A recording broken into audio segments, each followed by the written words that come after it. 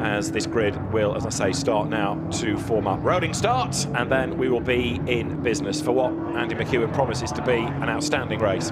It usually is, isn't it? This is very much the jewel in the crown of the British GT Championship, the Silverstone 500. And yeah, the last few years we've seen some sensational racing, and we've seen some sensational racing already this season, haven't we? 4 sprint races, essentially, with the 1-hour encounters at Alton Park and Snetterton. Now, though, it's endurance racing for the rest of the season, and will we see a shuffle of the order as a result? Well, we'll find out very shortly. The cars making their way on to the grid, ready for the countdown, and on that grid, soaking up the atmosphere, drooling over cars, is Andy J. I mean, David, I'd love to be drooling over cars. However, that's the one thing the grid is currently lacking. However, it is absolutely heaving already. I don't think I've ever seen quite so many people just really descending on Silverstone to enjoy this historic race. It's going to be incredible, and I'm very pleased to tell you that I've managed to grab the pole sitter. Well, I say grab, I'm stood next to, I've now grabbed him, Mr. Johnny Adam. Johnny, you're no stranger to doing extremely well around here, but also you're no stranger to historic races. This one's a little bit special, isn't it? Yeah, it's a special race. It's the kind of blue ribbon event for British GT, and it's a 3-hour race. It's one of those races this afternoon that there'll be a little bit of strategy in it as well. So yeah, we'll see what we're getting. Yesterday was a good day. You know, we kind of put a lot of effort into qualifying, getting a good grid position today, this afternoon. But yeah, the key is just a nice clean start, really. Great to see so many people here, but also a great grid of cars. You know, 42 British GT cars. I think it's maybe a record for the championship. So yeah, championship's well supported both in GT3 and GT4, which is great to see. I love it. And Johnny, I've seen you be involved in some of the most dramatic incidents in racing ever. I mean, I'm thinking Le Mans in particular had an incredible finish, but here was home to a rather epic moment as well, wasn't it? Yeah, we've had a few close battles here, going back quite a few years to the Beachdean days, and it's been a good circuit. It's been a good circuit for myself and for the Aston as well, and the new Vantage is really performing really well this weekend. I think you'll see hopefully a few cars up the front, but for us, our championship's not really got off greatly this year with British GT, so this afternoon is very important to us for myself and Graham to get some big points, because the points are 1.5 points, you know, for this race, and we've got no pit stop time as well. So yeah, we're going out for the win pretty much if we can. I mean, there's going to be a lot of strategy coming into play across the pack, as we know. The longest you're allowed to stay out is 100 minutes. I'm assuming most pros will be targeting that. Is that what you're thinking at the moment? Yeah, so maximum driving time is 100 minutes for the professionals. Depends what you're allowed to do on fuel. You know, if you can go maybe 60 minutes or 65 minutes, depending on what your fuel capacity is like and the fuel consumption. But yeah, I think last year there wasn't a safety car. We looked through all the records, and last year was a clean race for the full grids. And yeah, everyone's been so far well behaved, so hopefully no safety cars today. But yeah, I think there will be a little bit of strategy, and people watching at home, I don't think they'll see the result until the last 10-15 minutes. I think nobody will see where everyone unfolds until the end. So everything's perfectly planned until you actually start racing, though, right? Yeah, it all goes out the window after that. But yeah, we'll see what we get. Brilliant. Good luck, mate. Happy days. Thank you. Guys, I'm going to charge off down the grid and see what I can find. So I'll hand back to you for a minute. Andy, thanks very much. Let's have a quick word from David Pittard, who joins us with the racer's view. First of all, well done on winning the Nürburgring qualification race, ready for the 24 hours in a couple of weeks' time. From a driver's point of view, this kind of race, 3 hours, as Johnny Adams said, no pit stop time, a bit more strategy to play with. It must be one you could really get your teeth into. Yeah, I think that's the best way to describe it, getting your teeth into it. The 1 hour races we've had so far are all out.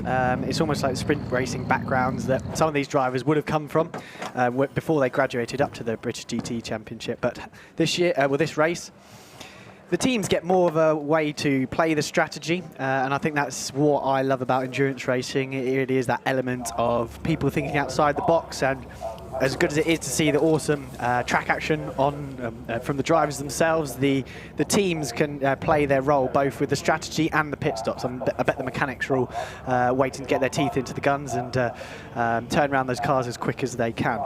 The Silverstone 3 hours is the dual crown of the British GT calendar, with the RAC trophy being awarded to the winner at the end of it as well. So it'll be interesting to see how these guys play out. And big points ahead, as Johnny Adam mentioned as well. So it can be a championship changer. Don't be fooled into thinking, though, that because it's 3 hours this race rather than 1 hour, that it will get dull and processional and spread out, because it tends to be very close, both in GT3 and GT4. And as Johnny Adam alluded to, we rarely know the end result in either class until that final stint starts to unfold. So I think we're in for a fascinating 3 hours of racing. Hopefully it stays dry. If it does start to rain, though, again, that adds an extra element of spice to the mix. There's the Walt Motorsports McLaren, which is going to be lining up for this race from a little bit further down the order than they'd like. McLaren have traditionally gone reasonably well here in the past. In fact, third on the grid for them, but they have a 10-second penalty for the pit stops because, of course, they finished on the podium last time out at Snetterton. Snetterton saw 2 one-hour races, both of which were extremely entertaining, and the early laps in particular saw lots of shuffling around of the order, a little bit of contact here and there, and hopefully with the slightly more wide open spaces of the Silverstone Grand Prix circuit, we ought to see, hopefully, a little calmer and a little more patient a start. But with a big grid, as Johnny Adam was alluding to, one of the biggest grids we've had in history in the British GT Championship. I think it is the biggest GT4 grid that we've ever had. And in that GT4 grid, there are McLarens, there are Fords, there are Aston Martins, there are BMWs, there are basically, think of any kind of GT and supercar that you can, they're probably in the GT4 grid. A GT3 has been bolstered this weekend as well by a few extra entries as well. Well, there is the TF Sport Aston Martin. This weekend at Silverstone, the British GT Championship once again is supporting Pride Month, as we did 12 months ago. Team Park Racing this weekend have some very special guests as well who are here to support that cause. Let's head down to Andy J with more. Yes, special guests indeed, although I should just let you know that we had to move slightly because there was a lady just checking the tyres. Anyway, yeah, we want to alert your attention to the Racing Pride badge here. I think you've spotted that already, haven't you, Mark, on camera there? And I'm very pleased to say I've got 2 special guests to talk to. Charlie, I'll start with you. We're talking about the LGBTQ plus community getting involved in racing, and you've raced here at Silverstone before, haven't you? In fact, this time last year. That's right, yeah. So, I mean, I came out as transgender in motorsport last year, and then was competing here with the Jetta GT5 Challenge. It was a great experience, and for me it was very scary coming out as trans in motorsport. I didn't really know whether the support would be there and how people would react to me. So it did feel like a big leap of faith. Fantastic support from the whole motorsport community, and obviously to be at this race last year, running the Pride sticker campaign, having all the cars on the grid running a Pride sticker was fantastic support to see, and just really shows why visibility is so important in the community, to create awareness and to show that people are there and supporting each other, so people can be their true selves, and everyone feels able to be themselves in their sport. Really, it's an important message. I think it's really brilliant you made that first step, and it's even more important that the community in racing has been like, brilliant, fantastic, we're open for business, and I'm so pleased to hear that you're saying, do you know what, your history so far has been, everybody's been very welcoming, and I'm assuming you would say to anybody watching at the moment questioning whether to get into motorsport, your answer is go for it. Absolutely. I mean, I think that's why, for me, being able to use my platform and my profile within motorsport to inspire other people is so important, because I know when I struggled to see anyone like myself, I didn't know how people would react to me. So it's seeing the support there. It's a big message that you can send out just by being visible in the sport, and there's only a positive message that can come from that. So yeah, it's great to see everybody here today, and fantastic to be launching the Racing Pride initiative. Absolutely, thank you, Charlie. Brilliant. Chris, do. Oh, sorry about that. That's all right. Take your position next to the car. Fantastic. It's a proud moment for all of us here today. Oh well, fantastic. Pride Month, of course. Yeah. So if anyone's thinking, okay, this sounds great, I'm really interested in getting involved in this, how can they? Well, how can they? Well, we're on all the social medias. We're on Facebook, Twitter and Instagram, Racing Pride UK on Twitter and Instagram, and then just Racing Pride on Facebook. You can also go on our website, racingpride.com, fill in a contact form. We'll get an email and we'll be able to reply to you as quick as we can. But importantly, throughout Pride Month, we've got different events, we're trying to build up our network with different promoters and different partners. We're really trying to push it, but at the same time, we're trying to forward the cause of inclusivity in motorsport, which is, that's just our goal. We want everyone to feel, feel they're in a safe place, and also feel they can be themselves in the motorsport paddock.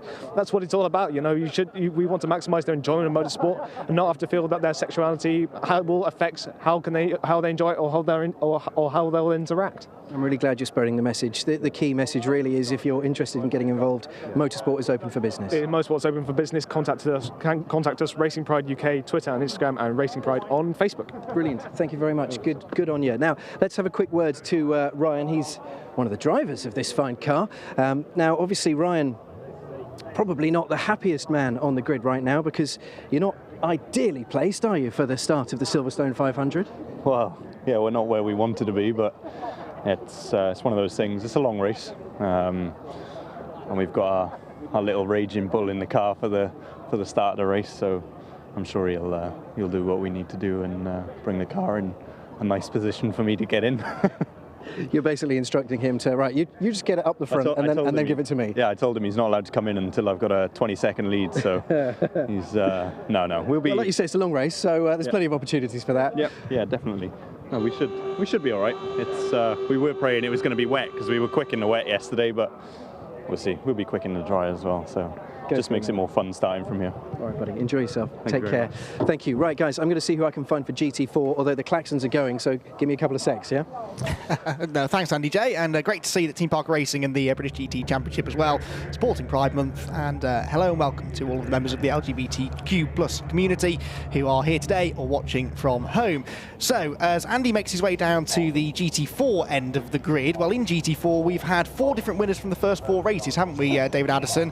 It's been remarkably competitive, and I think there's a very, very good chance we could see a 5th one here today. Absolutely, because the entry gets stronger and stronger, as you said earlier on. It is ultra competitive, and there are lots of hard luck stories already of teams that have come close to success but haven't quite achieved it. So, although inevitably it's going to be the focus on the overall win, GT4 equally competitive, there's going to be a lot going on in there as well. The grid is now being cleared. You can see it stretching all the way back through Woodcote Corner, and very shortly the rolling start will get underway. But let's grab a word though from the GT4 element of the grid.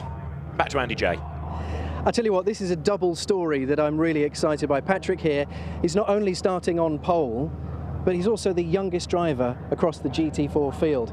I mean, that's pretty awesome, isn't it? Yeah, well, honestly, this pole position wasn't really expected. I mean, my 3rd race of the season in the championship, and it's just come so quickly for me. And yeah, the team have done a fantastic job, and I couldn't really ask for any more. You just said to me off camera that you were studying for your GCSEs. Yeah, Friday was, I had to miss the test day here on Friday because I had 2 exams. So honestly, coming into this weekend with a little bit of a lack of testing, we were coming in confident still, but yeah, this is really made it special. And there's something pretty awesome about the Silverstone 500, isn't there? Yeah, well, 3 hours of just racing around Silverstone is crazy. It's like, I've always watched Formula 1, and seeing any racing around Silverstone is very special. So to be doing it myself I can't believe it, really. Good for you. Listen, I wish you all the very best. Although we better get off the grid, because otherwise the race, well, it needs to start, doesn't it? So, gentlemen, I'll bring you as much as I can from the pit lane, but of course all the action and all the eyes rightly should be on the track.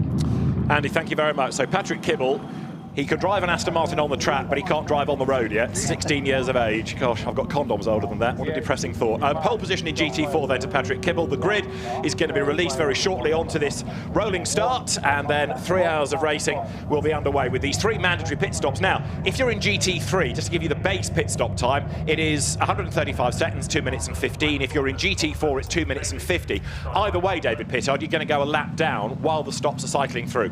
Yes, that could be a crucial time if there's a safety car deployed at any time. So I think cars are going to roughly be able to go an hour on fuel, so look out for between 45 minutes to an hour, so look out for pit stops taking place in between those time frames. And yeah, if there's any action on track that could cause a safety car, then look for teams wanting to roll the dice, maybe if they've been affected in a first lap crash, or if they're out of position in qualifying, to try and nab the advantage for the race.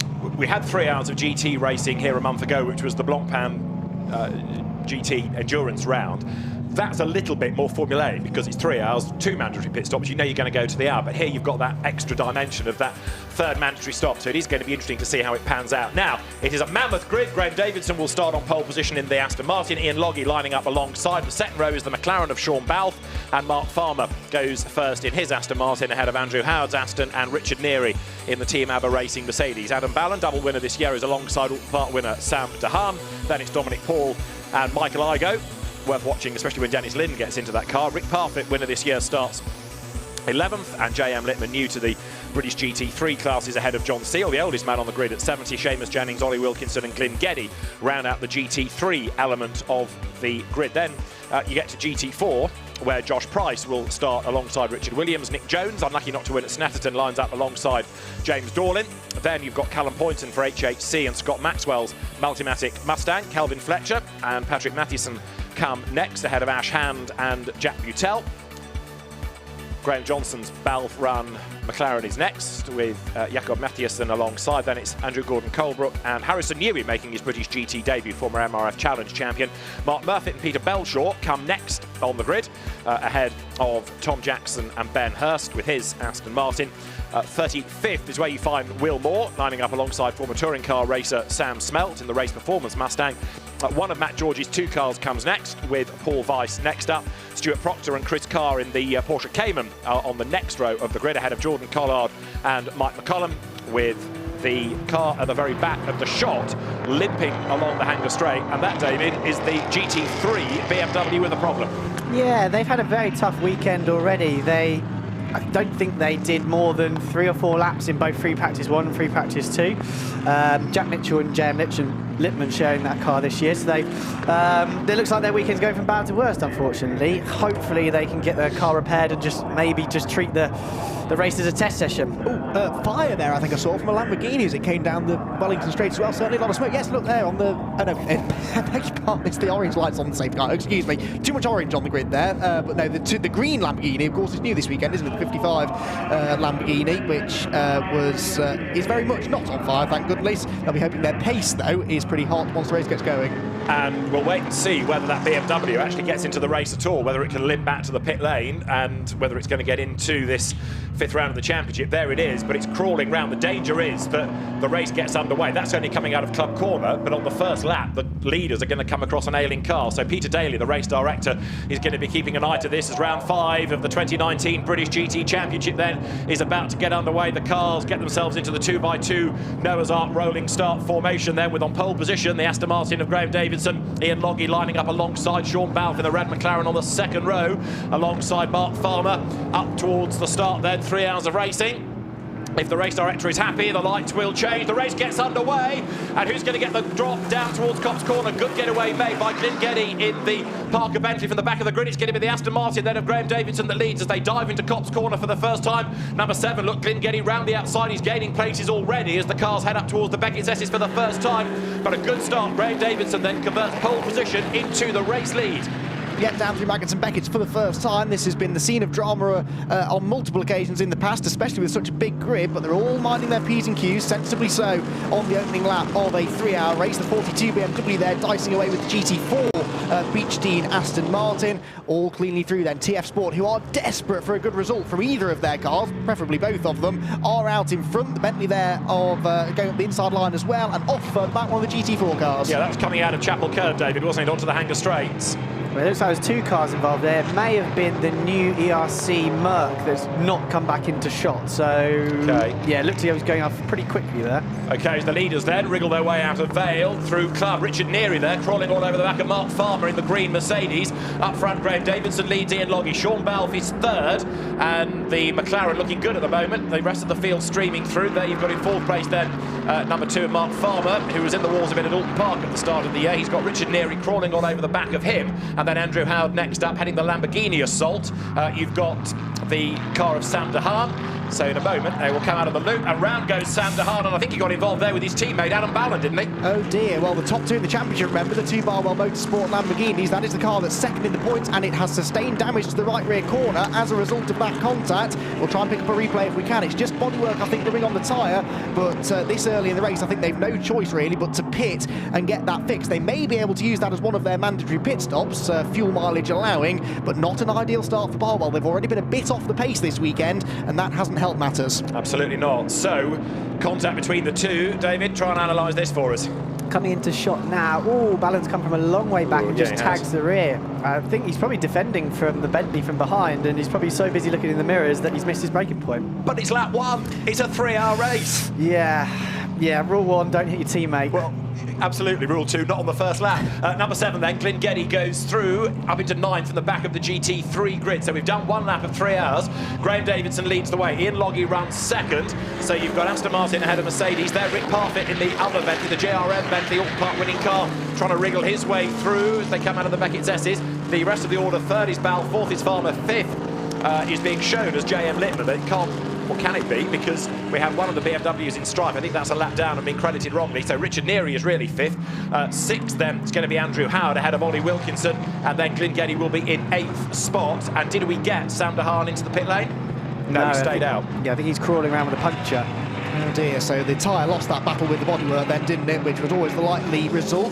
Jaguar in strife here. I think number 44, we believe, has been off the road through Beckett's. That's Paul Weiss in the Invictus Games Racing Jaguar, already in drama. And the other one that we lost, possibly at Chapel Curve, Sam Smelt has not been through at the end of lap one. So David was suggesting 2 cars had been off. Sam Smelt, I fear, is the other one. He's got not very far at all. Right, leading trio, Davidson, Logie and Balfe as one as they come up towards the right-hander of Village, and Graham Davidson hanging on to the race lead. We've got a snatch vehicle out at turn 15, so there's going to be a yellow flag zone, but at least the race carries on. No safety car, no full course yellow. No, thankfully, which means that the strategy for the time being does not get affected by that. You can rest assured as soon as the safety car does get scrambled, if that happens at any point, the pit lane will become a busy place. Nose to tail then for the race lead then. Ian Logie in the Ram Racing Mercedes AMG looking for the race lead, but Sean Balfe looking racy here. McLarens have this history of going well here at Silverstone, particularly on their debut appearance, it would seem.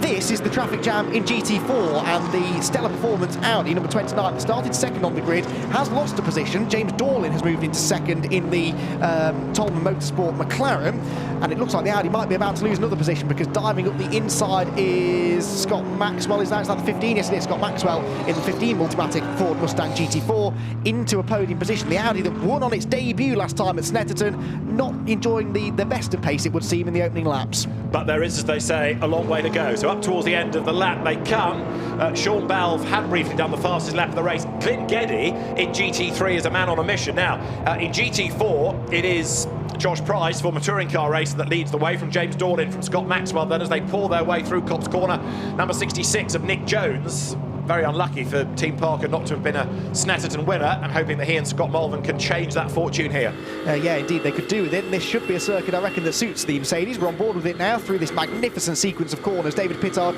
the Silverstone Grand Prix circuit. There are many reasons the drivers love it, but this Beckett sequence, I think, is a big one. It's the biggest challenging section on the circuit, and it's very unique, very tricky. It's really balancing the way of going fast in, slow out in some places, and then slow in, fast out, particularly onto the hanger straight here, to get the slipstream and look to make a move going into the Stowe corner, which the McLaren looks like it is on the Stella Audi, as well as the 2 Astons on the Parker Merc as well. Yeah, Callum Poynton in the McLaren, trying to gain ground off Richard Williams. Has he done so? Not quite. Going to have another go. Nick Jones was under attack, and he's attacking, so there's a right old scrum coming down towards the end of Vale. Through Club Corner then.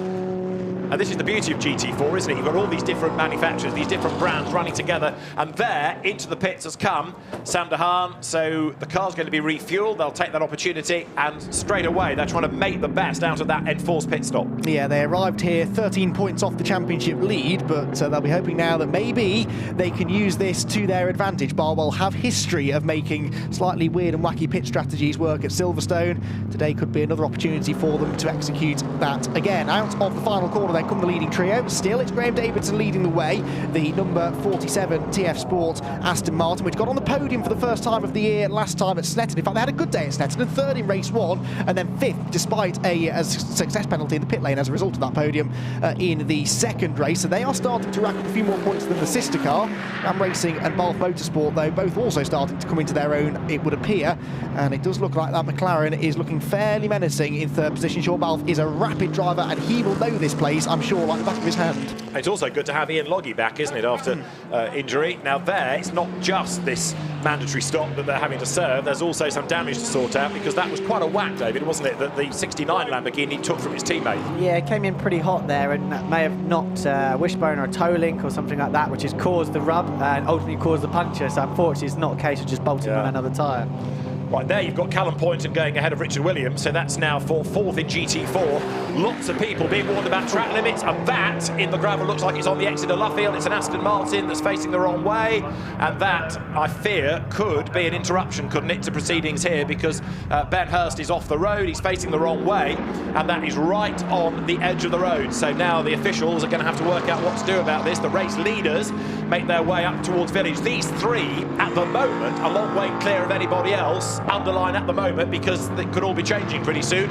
Up towards the loop they come then. It's Graham Davidson in the lead in the Aston Martin, hidden behind the graphic there in second place. Ian Logie, power comes in, the car squirms. You've got Sean Balfe in third place. And this is how Ben Hurst came to grief. There was a rub with the McLaren by the look of it, and the car turned around anyway. But that's right on the edge of the road, isn't it?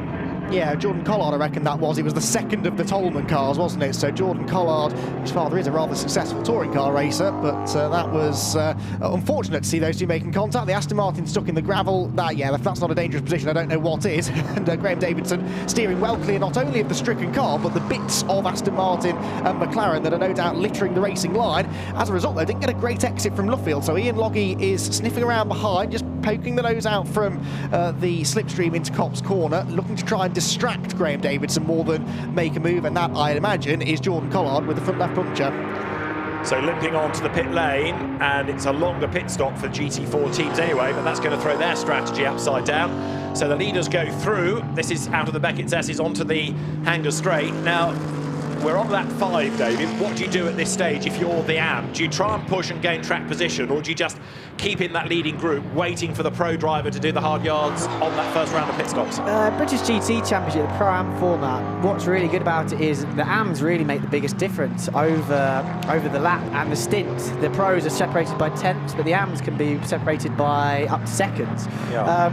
So for Graham, who was arguably the sort of class of the GT3 AM field last year, he wants to push on. Ian Loggie's really running well all this year in his new Merc, and it's really good to see Sean Balfe in the McLaren up there as well. He's driving really well. I mean, Sean Balfe has been around the block a fair few times. He's an AM plus, isn't he? Yeah, I mean, there's no one probably with more experience with him. He and I won the Spa 6 Hours in the land last year, so I know that he is, one, a safe pair of hands, and a quick safe pair of hands at that. Exactly, and he doesn't want for experience. As you look at the GT4 field, pouring its way onto the Hanger Straight, almost every shape, Andy, is a different one, isn't it? Showing the variety. It's brilliant to watch, isn't it? And it's no wonder that this championship continues to go to become more and more popular amongst the fans as well. Lots of people here this weekend to enjoy the racing, and this is why. Look at how close it is, particularly in GT4. Two Aston Martins together here. Down in the pit lane there, though, David, is the number 5 McLaren. Now, that is the puncture to the front left corner, but also bodywork damage and maybe some suspension damage as a result of the contact they had earlier on. Better fortunes, though, for Callum Poynton in the 57 HHC Motorsport McLaren. He's into 4th position now, the latest GT4 car to get past the stellar performance Audi, which now appears, I think, to have settled in line in 5th place. And a driver change at number 5, so Lewis Proctor to get on board. They're going to treat that as a full mandatory stop. The team manager of number 72 is being summoned to race control. Well, that is the Adam Ballard, Phil Keane Lamborghini. So as there more bits of car, bits of rubber lie on the ground, we said at the time that Adam Ballard came from a long way back. I think the race director feels exactly the same thing. There might well be a case to answer there, and could a penalty be heading in the direction of the surviving, healthy Barwell Lamborghini? We'll wait and see. We've still got these yellow flags out at turn 17. You've got the slippery surface flag warning of debris on the road. The lappery has started. It's all going, and we're on lap 6 of 3 hours of racing. As down towards Stoke Corner comes Graham Davidson, and he is not shaking off Ian Logie. He's soaking up the pressure, but he can't get away. Yeah, no mistakes as of yet, but when you're under this sort of relentless pressure from someone with Ian Loggie's experience and Sean Balfe's experience as well, then you have to think maybe a mistake may come. But Graham Davidson, a safe pair of hands as well. Lots of these AM drivers, not only do they get quicker and quicker with experience, but they also make fewer and fewer mistakes. And the Aston Martin is working well here at Silverstone. They, for whatever reason, struggled for pace at Alton Park, had their own issues as well. Silverstone didn't really go much better for them pace-wise. They sort of inherited a podium finish in race 2 as other people fell by the wayside, but here at Silverstone they have really been the car to beat. They were quick in practice, quick in warm-up, and they're leading the race. And quick in the block pan endurance round. I know it's a different team operating some of the cars, but even so, the BOP is the same and translating well. So the Aston Martin looking good. Ian Logie in that grunt and go Mercedes in second place, Sean Bell third. Now just fast forward to the next stint. Johnny Adam takes on Callum McLeod, takes on Rob Bell. That's something to look forward to, isn't it, amongst these three leading cars down towards Brooklands. And who's the real mover going to be on this lap? You've got the live snatch in progress coming round Luffield then to get Ben Hurst's car out of the way. Meantime, David, you've still got all these battles raging on in GT4. Yeah, there's it must be really good for the fans out there. Literally, they can't turn away without seeing a battle happening somewhere out on circuit. Now the GT3s are starting to lap the GT4s as well. It's a fantastic day, and it's fantastic to see such a big crowd here, both on the grid, the autograph session. It's really provided mega entertainment for everyone. Now this is on board with Nick Jones, heading down towards the very fast right-hander of Abbey. Talk us through this section of the lap. So this is seriously fast through here. You're trying to carry as much speed as you can, use the aero of the car, and then you get to the really quite stop-start section of the car. It's really, Silverstone circuit is fast and flowing, apart from this new section that's been created to miss the unfortunate, the really good, big moment for the Aston in front there. As you can see, trying to put as much power as these GT cars have. Almost got the better of that Aston Martin just then. Yeah, in fairness, these GT4 cars aren't lacking for power, are they? I know they can look a bit pedestrian sometimes compared to the GT3s, but they are proper bits of racing kit and maybe a little bit too much power applied there. The 66 Mercedes we're watching, by the way, David, is the Pro-Am leader in GT4. Right behind them is the number 20 of Graham Johnson, the Balth Motorsport McLaren. That is a fight for the Pro-Am class lead. Yeah, what these GT4 cars don't have, of course, is as much aero. So fast-flowing circuit, yes. Lower speed, yes. Lack of aero, or relative lack of aero. Luffield is clear, look, because the gravel trap has now emptied itself. Clinton Geddy has done the fastest lap of the race. He's up into 5th place, and he's only 7 seconds back from the race leader. Now, you're looking at Nick Jones. Let me just get this Clinton Geddy question out of the way, David. He's worked his way through the traffic. Has he done too much damage to his tyres early on in doing that, or should he be okay to his first stop? I think probably there, as they knew they were going to start off the back of the grid, they just want to attack and gain track position early on. If he were to wait and let the race come to him, the gaps could become too big over the full 3 hours. So the fact he's only 7 seconds off the lead has been a mega first stint so far, and maybe the top 5 need to start watching out for that big Bentley. And of course that is the lead silver combo as well, so this is the stint where they need to gain ground, because in theory when the pros get in later on they may start to lose it. So yeah, I agree with David Pittard there. I think pushing and trying to gain the ground now is the right course of action. Right, more GT4 fun and games going on. 58 is Tom Jackson, and it's Andrew Gordon-Colebrook's BMW crawling all over the back of him. Adam Ballon gets a 10-second stop-go penalty for causing a collision. So Adam Ballon, who was delayed anyway by the incident, he's down in 12th place. He's about to be given a 10-second stop-go penalty. It is not Barwell's day, is it? But David, thoughts on that? Unfortunately, it's deserved. I think it's a mistake because, yeah, he's just gone in too hot. Wiped, unfortunately, his own teammate out, but you have to pay for those mistakes. Now there is the car that was collected. It's got Johnny Cocker now behind the wheel. So they've done a driver change, so therefore it's a mandatory pit stop they've got out of the way. And if anybody can drag that car back onto the lead lap and get it back up the order, former British GT champion Johnny Cocker is your man. Now he's carving his way through the field. He's down in 36th place, and of course he's a lap off the lead, but he will have lost much of that time by the pit stop. There's another yellow flag being waved because there's more debris on the road now. A brave marshal is going to have to scamper across and try and pick all of that up. Now, we've been talking about the big Bentley. There, number 7 is Clint Geddy now, crawling all over the back of Mark Farmer, coming into the inside line at Club. Is he going to get up the inside? Yes, he is. And Clint Geddy elbows out, goes through. Mark Farmer squeezed out wide. Nearly has to pay to get back in there. He was so far off the road, but Clint Geddy says, I am coming by. Yeah, and now trying to take advantage of that loss of momentum for the Aston Martin. Look, is Richard Neary in the number 8 Mercedes, the Team ABBA Racing entry, which is going up the inside line into Village. That was a nice move, and the Optimum Aston Martin will also draw alongside, but the next 3 corners are left-handers, so I reckon Mark Farmer should be able to hang on. Well, maybe. No, back on the inside now through Aintree goes Oliver Wilkinson, all over the curb, through he goes, and Wilkinson, who is the second of the GT3 silver cars, he's trying to go with Clint Geddy, isn't he? Because they, in theory, should be the 2 quickest drivers in this stint.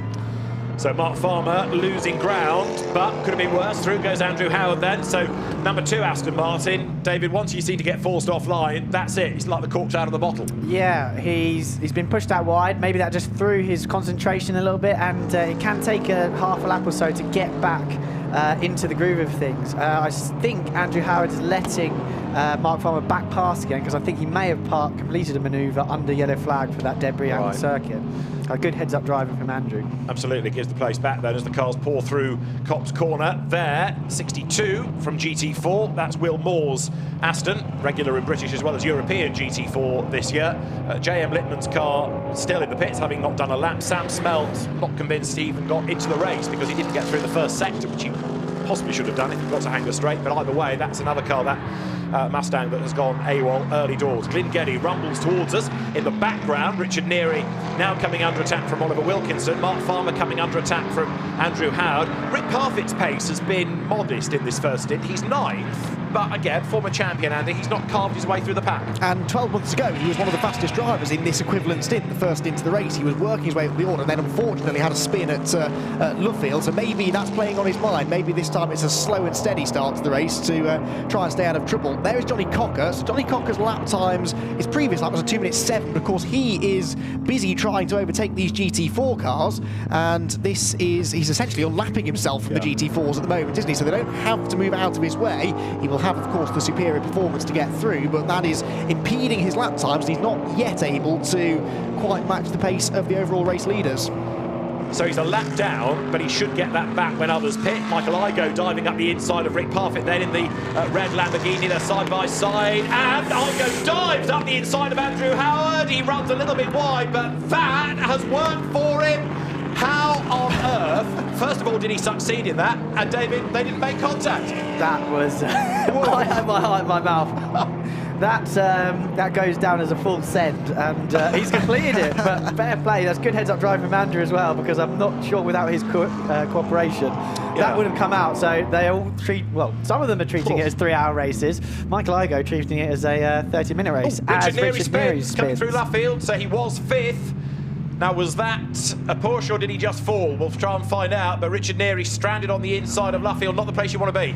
No, not at all. In these GT cars, he might be able to see the clear circuit behind him. Big spit of flames, there's a bit of fuel comes out of the engine, just gets burned up in the exhaust, so he's just trying to restart it and get going as soon as he can. Now this is the Michael Igoe move. So you've got Andrew Howard ahead of Rick Parfitt. Igoe dives up the inside going into Village, and he's not quite completed the move, but he thinks about the next one. And look, there's a gap and I'm going to go for it, and there's the brake pedal, and I'll turn, and woohoo, I'm ahead. Awesome. That was impressive, very, very impressive. Whether it was planned is another thing altogether, but it was, either way, it was very impressive. Well done. Right, move of the day, Michael Igoe. Yeah. Having said all of that, 100%. He's under attack. Rick Parfitt there, look, Andy on the inside at Stoke Corner wants to make the move, and he's done it. Yeah, goes back through again. Full credit, though, to Rick and Andrew Howard there, because I quite agree with what you were just saying. I think Michael Igoe decided he was going for the move, and they had to make their own arrangements, and really, really well done to avoid contact. The Bentley, though, has now found a way back through. The Bentley is the car that you would expect to be better suited, maybe, to the Silverstone Grand Prix circuit. GT4 side-by-side battles. This is going to be a common theme today, I think. 97 about to, or trying to get a place, in fact, away from Callum Poynton. This is Ash Hand in the second of the GT4 TF Sport cars. He went around the outside at Brooklands. That gives him the inside line for Luffield. And the 42 BMW of Patrick Matthiessen is also trying to join in the fun. The three of them then absolutely as one as they come through Woodcote Corner. The Aston Martin on the inside, the McLaren on the outside, and Matthiessen, you can tell he's racing Ginetta Juniors, goes up the inside of both of them. 3 abreast into Copse Corner, and sensibly the youngster backs out of it, and Ash Hand, temporarily at least, will get to the front of the queue, but then he can't make the corner, runs out wide. Matthiessen gets past the McLaren and gets past, I think, the Aston Martin potentially on the run towards Maggots and Beckett, and let's see now, settles in line behind. Sensible driving there, David Pittard, from Patrick, though. He was tempted, he was very tempted to go up the inside of both of them at Copse, and decided that with still 2 hours and 39 minutes essentially left on the clock, that maybe wasn't the most sensible approach. I think he was slightly inspired by Michael Igoe's move, trying to upstage him. But yeah, a long way to go. I think both BM GT4 drivers felt they qualified out of position. So look, this looks like the charge they wanted and knew they have in them to come through the field. Showing his nose there, Ash Hand on the inside. Ash is a seasoned Clio racer, so he knows to get his elbows out. Yeah, he's come from the school of hard knocks, hasn't he? So he knows exactly how to overtake, how to defend. But a 3-hour race, very different from a Clio race as they come to the end of Vale. But look at all the traffic stacked up behind him now, under huge pressure. You've also got there the Graham Johnson McLaren, the car Run by Jeff Kingston as he chases on behind Nick Jones. Up past the wing they come, now on towards that very fast right-hander of Abbey. 2 hours, 38 minutes of this race to go. Full of drama so far. And the GT4 leading car a long way clear at the moment. Josh Price, who didn't have a very happy time in the BTCC, but he and Patrick Kibble have been a pretty formidable force in GT4 in terms of pure pace this year. Johnny Cocker running behind them on the road, 36th, and still a lap behind. But of course, as I keep saying, he will get that back when everybody else in GT3 serves their first mandatory stop. Has 72 yet taken its 10-second stop and go just. So Adam Ballon has now served the stop-go penalty, so he will drop down, Andy, accordingly. Yeah, well, outside the top 10, but early days, of course, if you're going to have a penalty, I suppose, the early stages of the race is the time to do it. 75 has gained another position here. That's the 29 Audi that it's gone past, so that is a good move made there.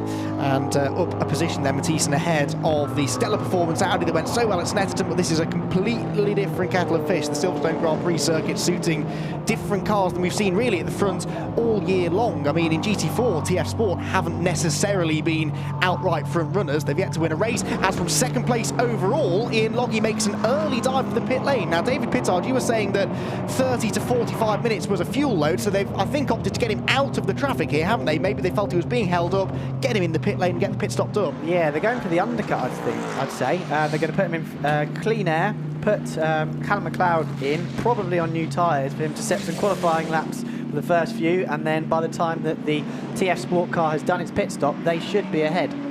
He's also down at the pit out end, isn't he? So as soon as Callum McLeod gets in, virtually he just accelerates away. There's no worry from Callum's side of things to have to crawl down the pit lane. So interesting that they have gone early. Of course, it's all very well thinking about getting clear air, but there's not much of it with such a busy field. It also means now, though, that you've got Sean Balfe up into second place. There is the McLaren, the new McLaren that he shares with Rob Bell. They've had great success together, those two, both in British GT events as well as international GT Open. And we also have more track limit warnings heading. One of them is going the other way, Matt George, I understand, as the leaders come through Vale, and the incidents, of which there are more than one, between Clint Geddy and Richard Neary are going to be looked at post-race. Race leaders then, Misley flashing the lights, come up towards the right-hander of Abbey. Sean Balfe, I think, has dropped back, possibly in the traffic on this lap. Yes, he has. He came across some back markers through Stowe and Vale, which is not a nice place to catch the slower runners. It's really single file, particularly through Vale. Here is one of the GT4 Pro-Am leaders, and that's Matthew George in the black number 14 machine, who is third in Pro-Am in GT4, gaining an overall place. The next car in front, though, the fluorescent McLaren, is second in class, and in amongst it all, the outright race leader. And just as the McLaren lost ground in traffic, 2 or 3 corners later, the pendulum swings the other way, and the race-leading 47 Aston Martin catches traffic where it doesn't want to, and the lead gap starts to shrink. So Sean Balfe's on a mission now. He's been helped by the traffic on this lap. He's brought the gap right down against Graham Davidson. And David, what do you do? Do you hesitate? Do you wait to see what the back markers are doing, or do you just have to keep on pushing? I think with Graham, his perspective is he's got the most to lose, so he has to take his time with it all. Whereas if I was Sean, I would be, showing my nose as much as possible. This is my opportunity to make time back again, which I think he has. Because Graham Davidson's got to be the pioneer in all of this. He's the first one to come across the traffic. What he does, Sean Balfe can watch and monitor and assess and then implement, or not, as the case may be. The lead gap was 1.7. It's come down to 0.9 of a second now. So Sean Balfe is on a mission, especially important as we're heading, I suppose, now towards their first round of pit stops. Clint Geddy up into third place, having started at the back of the GT3 grid. Remember, GT3 always starts ahead of GT4. Graham Davidson then now goes up to put a lap on 57 of Callum Poynton. That car 22nd overall, so he's about halfway up the field now. Yeah, he's getting now towards some of the front runners in GT4 as well, who are having their own pretty intense battles. Sean Balfe dives up the inside of the GT4 McLaren into Stowe Corner, and there's quite a knot of back markers now to be negotiated through Vale. Flashing the lights there, Graham Davidson looking to the inside of the BMW, which doesn't exactly leave the door wide open. That will force Davidson to either go around the outside or cut back to the inside, and that really delayed him. So Sean Balfe closer than he's been for some time now. He will negotiate the BMW on the straight past the wing. So we're heading now towards the village and loop sequence where you can overtake. This is one of the better options on the circuit to try and find a way through. So if Sean Balfe can get close enough here, maybe use the traffic to gain a bit of extra momentum against the race leader, this could be a chance to pounce. It's almost game on, isn't it now? Because Sean Balfe, if he can just get past the Aston Martin, which he does, has now got his sights absolutely focused on the back of Graham Davidson, who again is delayed by the Audi. Sean Balfe oh so close to it there, but runs out a little bit wide. Brake late, then the car washes out, so as they hit Wellington straight now, Graham Davidson leads the way.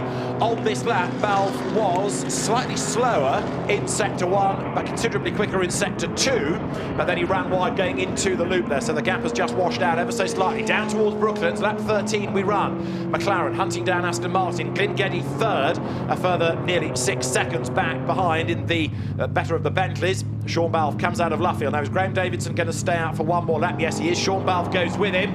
Is this the lap on which the move comes? We'll see what the gap is as they break the beam then out of Woodcote. Another back marker to be negotiated. Through goes Graham Davidson, and he's 6/10 ahead. That's all now, Sean Balfe. Yeah, he's got a car between them, though, as they go through Copse Corner. That is the 75 of Patrick Mathieson, who stays well out of the way. This gap's going to keep on ebbing and flowing, I think, in the traffic, and unless we get another safety car, which will push the field up, I think traffic is very much going to be the order of the day. Again, a real feature of endurance racing, though, and you have to be patient in this situation. As the race leader, Graham Davidson, comes across the back markers, starts losing time, he has to be confident that the pendulum will swing again in his favour a few corners later. Now, though, actually, they have got a bit of clear track, so we'll maybe get a chance to see the relative pace of the two cars. Sean Balfe in that second position, headlights ablaze, trying to close in. You were saying earlier on, of course, how well the Aston Martin was doing this weekend. It's good to see the McLaren going so well because they missed Alton Park, so effectively the season started at Snetterton, and right now, much improved Aston Martin, and that McLaren, new this year, is the match of it. So it's pretty encouraging, this, isn't it, for the Balfe Motorsport and the McLaren team? Yeah, that was one of the fascinating things we said coming into the season, because there were so many new cars across both classes. We really didn't know what the formula was going to be anymore. You know, the Aston Martin, not only is it a new car, but it's completely different to the Vantage of previous seasons. We had the new Bentley, the new McLaren, even the new Lamborghini as well. We really didn't know how that was going to shake out, and this always traditionally was a good Aston Martin circuit, and certainly TF Sport will be happy to see that that still seems to be the case. Now, David, this balance of performance working well because Sean Balfe has got the gap down to this tantalising 6/10 of a second, but now it's really difficult to find that final few fractions of a second. Yeah, this is where you really see the strengths and weaknesses for each car. I think the spaceship-looking McLaren 720S will be faster through the faster corners, is a little bit more aero-dependent, and it looks like the Aston looks quite a little bit quicker through the slower, tighter parts of the lap. So yeah, that gap is ebbing and flowing, and they've got a bit of clear track now, so we'll really be able to see that. You're right about it looking futuristic. It almost takes you back to the late 90s and the Centura that ran Richard Austin's car in British GT. Up towards Woodcote then comes 47. So Graham Davidson will break the beam now. Let's see to the eye. He might want to have just extended that margin. He has by something like 81 thousandths of a second. So Graham Davidson goes into Copse Corner. Sean Balfe second. The gap at 0.685 now between them. Richard Neary recovering after his early spin, and he's in 13th place, and he's about to lose track position to the flying Johnny Cocker, who is still 36th. He's still a lap down, but he is still hustling on. And David, that's really why he's in this car. He's the pro driver. He's got one job, and that is to nail his foot to the floor. Yeah, he's got some ground to make up. Anything can happen in these 3-hour races. If a safety car comes at the right time, as you rightly said, when the leaders are pitted and they can go a little bit further, they may be able to gain that at least half a lap back again, which puts them right back in the mix. There's still a long way to go. In many instances it could happen, so they've got to stay positive, drive flat out, and not give anything, take as much risk as they can to make up that time again. Interestingly, Johnny Cocker's lap times are sort of the low to mid 2 minutes 5. He has a fastest lap, which was a 2 minutes 4.2. Not quite the fastest lap of the race, but his personal best. Really, he's matching the leading two. Now, no disrespect to Graham Davidson and Sean Balfe, but they are AM drivers. They ought to be slower than Johnny Cocker.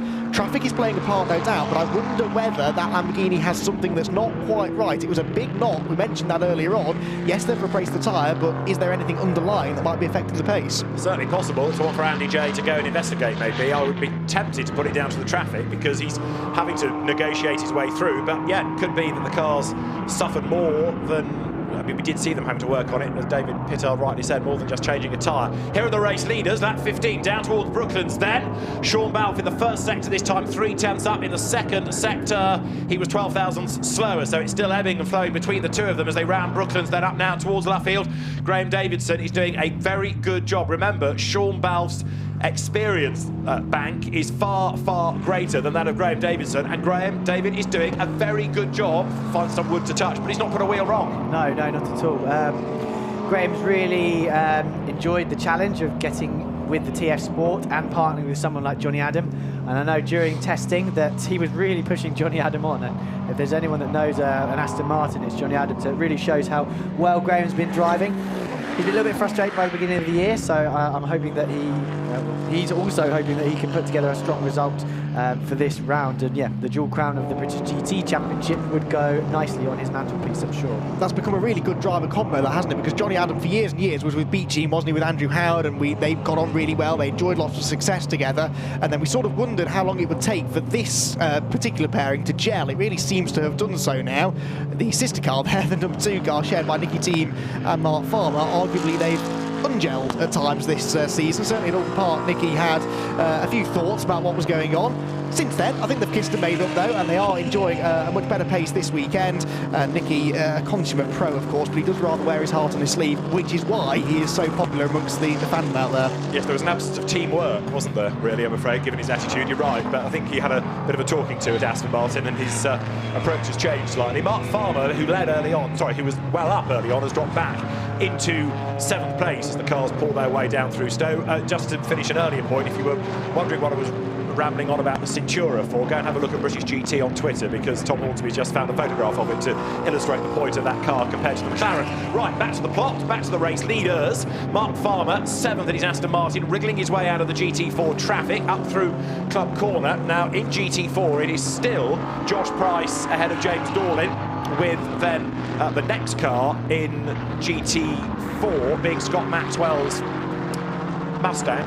Number 3 BMW goes through. Now that's in 8th place at the moment, with Dominic Paul behind the wheel of it. So this, Andy, is where you get to this real jumble now. GT3 and GT4 cars all shuffled together because, of course, we've had pit stops. Callum McLeod has taken over from Ian Logie. That's running the number 6 Mercedes in 14th place.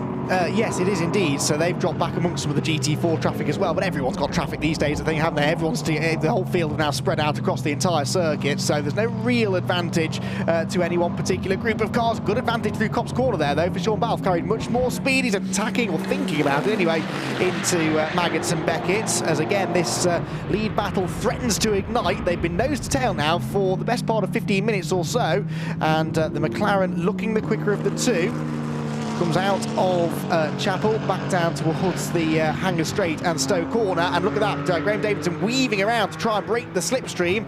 I'm not quite sure why Sean Balfe is weaving around, but anyway, he's maybe trying to distract the race leader. There is the white Bentley, white and orange Bentley is Glengetty in 3rd position, some 8.7 seconds back, and not gaining on the leading 2. So again, we keep referring to these two as AM drivers, which they very much are. There was nearly a gap at the inside, but right now, David Addison, they're actually going quicker than the silver graded driver, Glengetty, in 3rd. But they've also, for the moment, got a bit of clear track space. Glengetty on perhaps more used tyres, given that he's had to carve his way up from the back of the GT3 grid, and he's still wriggling his way past slow machinery. But it all adds to the fascination of this, and also whether or not you give your AM a new set or a used set and keep the fresher rubber for your gun driver, one of whom is Callum McLeod, who's just done purple sectors. He's the first pro that we've had into a Pro-Am car in GT3. So Callum McLeod in for Ian Logie, as I said, 14th overall.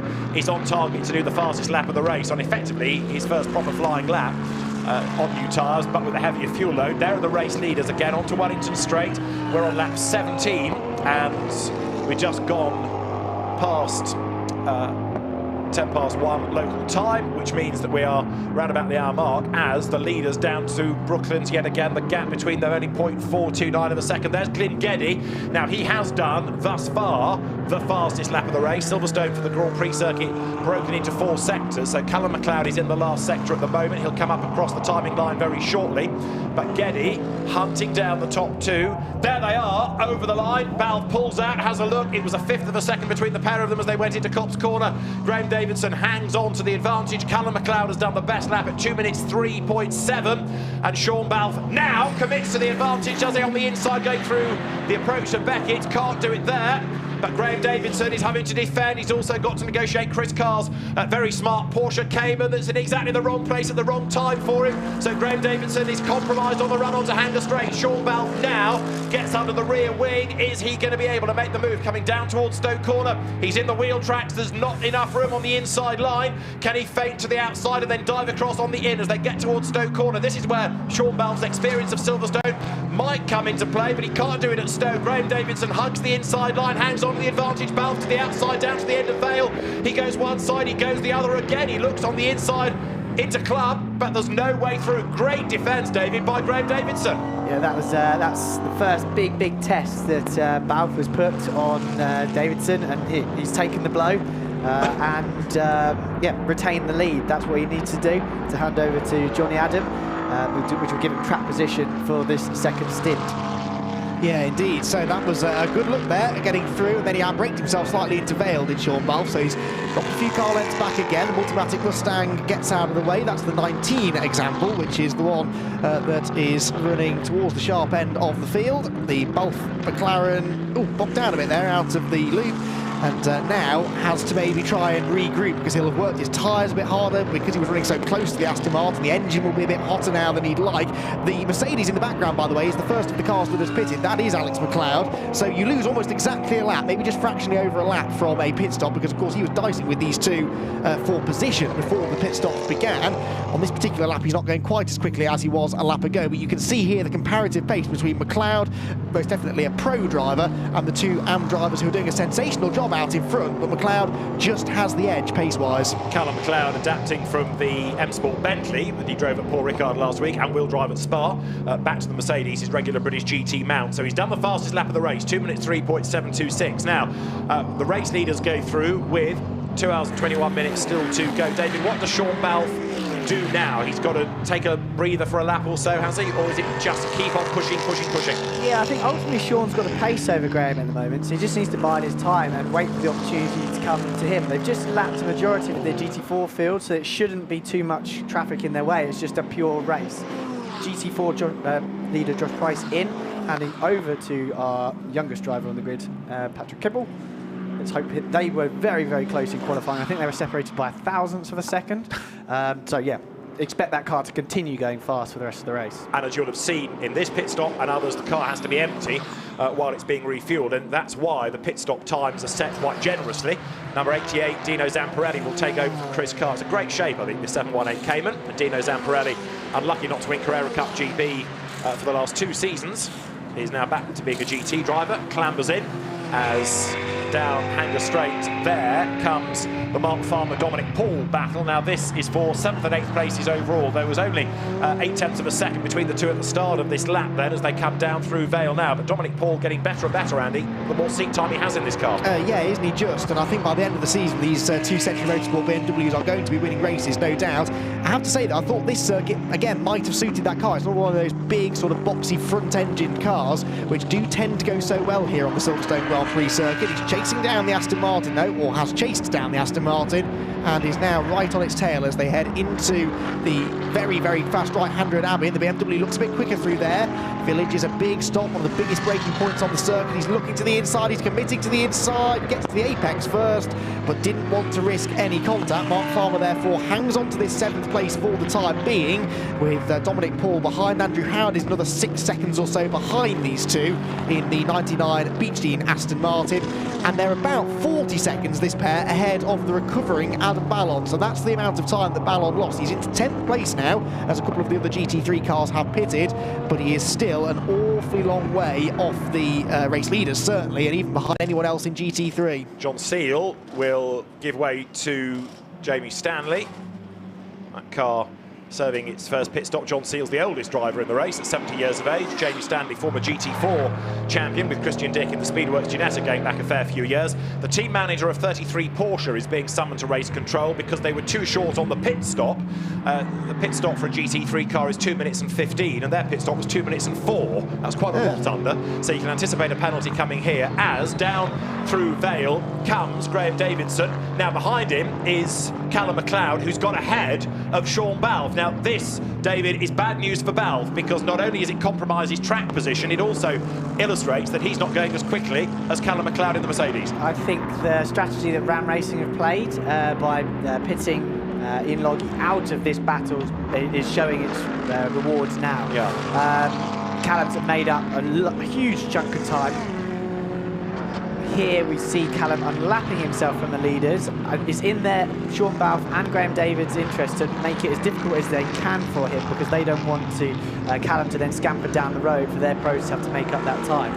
They're not obliged to let him pass because he's unlapping himself, so they're going to make it quite difficult. So it'll be interesting to see a pro like Callum versus Graham Davidson here. Yeah, well, he's looking up the inside towards Brooklands. Graham, I noticed, was defending down past the wing, but there's no defending this time.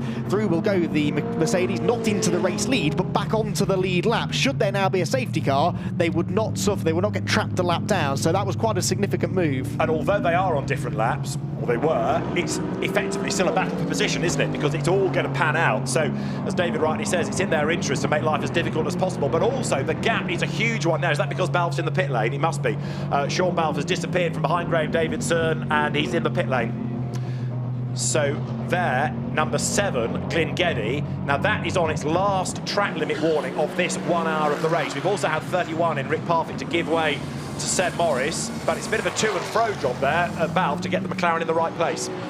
Yeah, the GT4 example was in as well, wasn't it? And maybe didn't quite plan that out right, but yeah, they've got it in. I suppose they've got this minimum pit stop time. Maybe they reckon they've got a bit of time to build into the pit stops for manoeuvring and whatnot. So the refuelling in process for both the GT3 and the GT4 McLaren. There goes Seb Morris in the number 31 JRM run Bentley Continental GT3 that Rick Parfitt has handed over from, they were inside the top 5 when they pitted. The significant thing though is where they came out in relation to the other GT3 cars that have pitted. Like Ligo, the red Lamborghini we just saw, has not yet stopped, so they're a lap ahead essentially.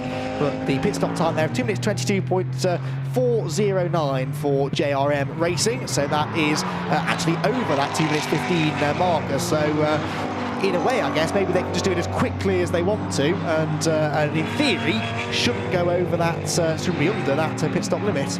Yeah, a few tenths over, it doesn't really matter, but that's quite a lot of time lost, isn't it? As there you see Mark Farmer trying to defend from Dominic Paul.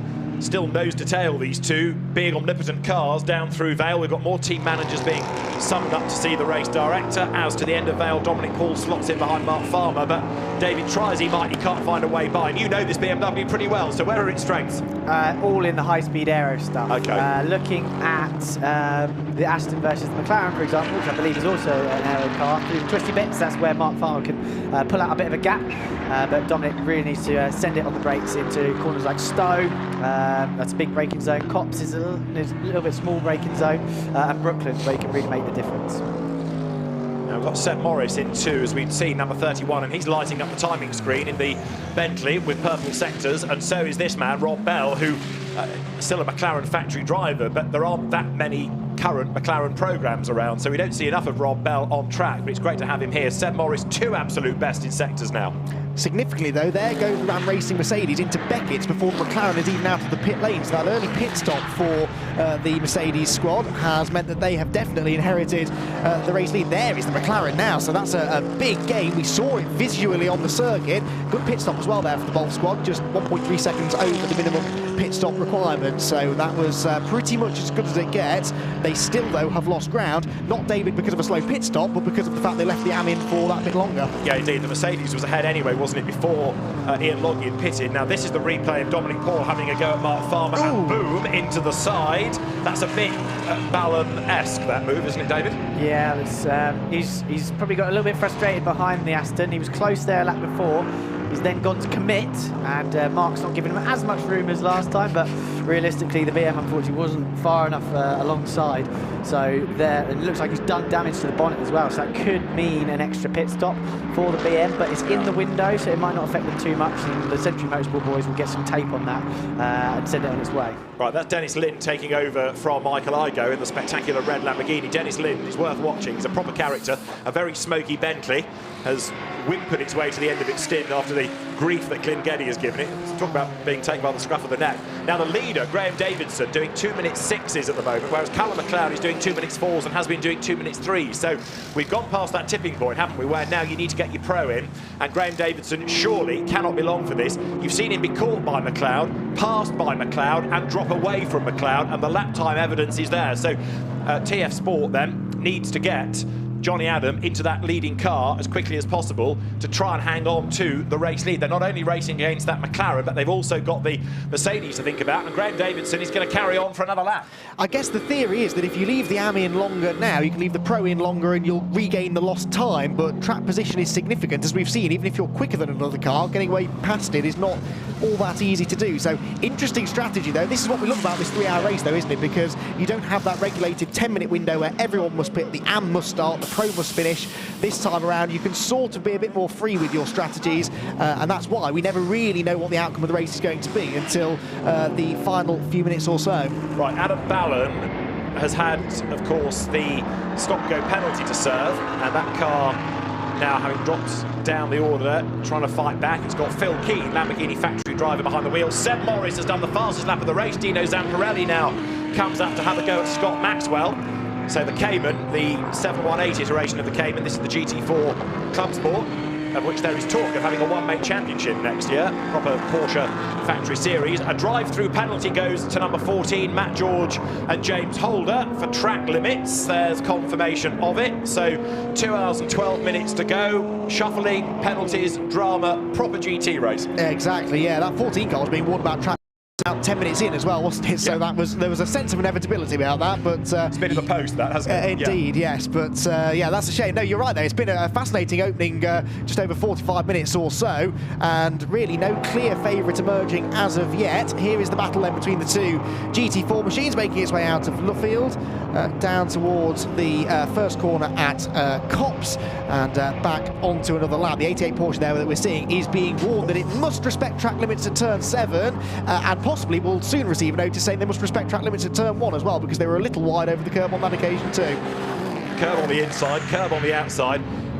David, it's fascinating to watch this. I mean, I know most of the time you're going to be behind the wheel, not watching pro drivers, but the way that a car suddenly changes from the AM to the Pro, inevitably, but it then just becomes a joy to watch. No, definitely. I enjoy anyone pedaling a car fast, and watching Dino, he has a fair old experience with Porsches, not necessarily in this Cayman, but he's taking it by the scruff of the neck and throwing it at every curve. I think he thinks it is a Porsche Carrera Cup race. But he does have to make that car last. And I know as a pro driver, sometimes when your AM gets in, drops up back a bit of time, you know you've got to make the most of it. So yeah, he's going full send everywhere. And that Porsche I was talking about earlier, the Seamus Jennings Greg Caton car, is being given a 10-second stop go for being too short on the pit stop. Now in GT4, BMW versus Aston Martin as ever it was really, down to the end of Vale.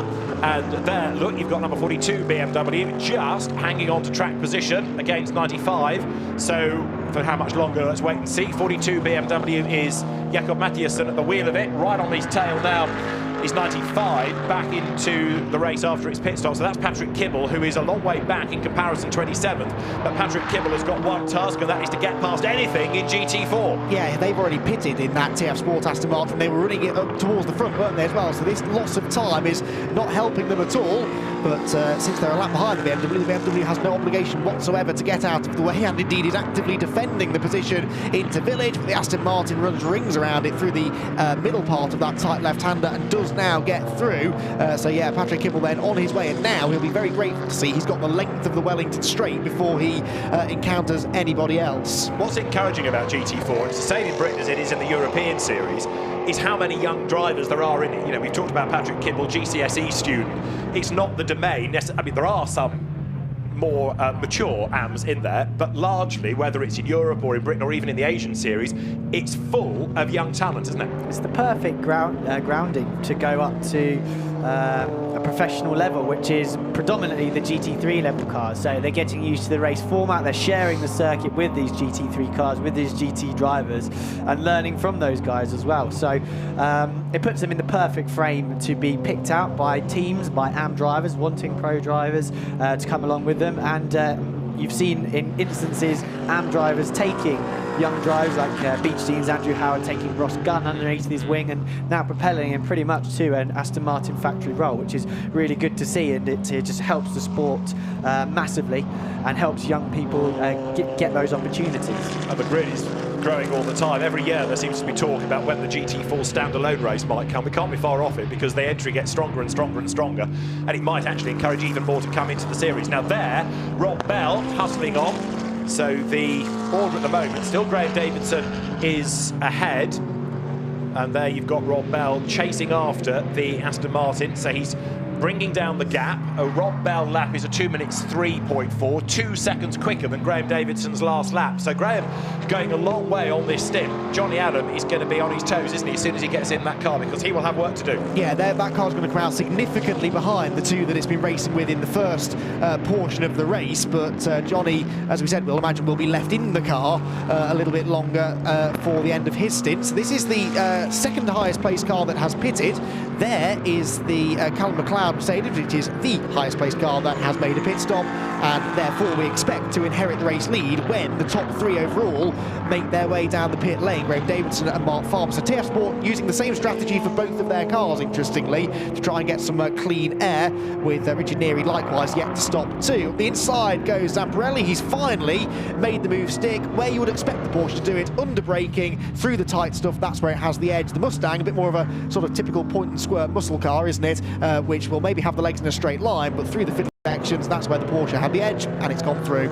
If this plan comes to fruition for a one-make championship for those Caymans for next year, I think it'll be well worth watching, don't you? Because they're spectacular looking cars, and a cheaper alternative to Carrera Cup GP. There goes then Callum McLeod over the timing line, so that now does move him ahead of the McLaren of Rob Bell. We'll see what that gap's going to be between the pair of them as drivers get ready for their stint. Johnny Adam is good to go, and he will take over from Graham Davidson, the Flying Scotsman, then ready to get on board number 47.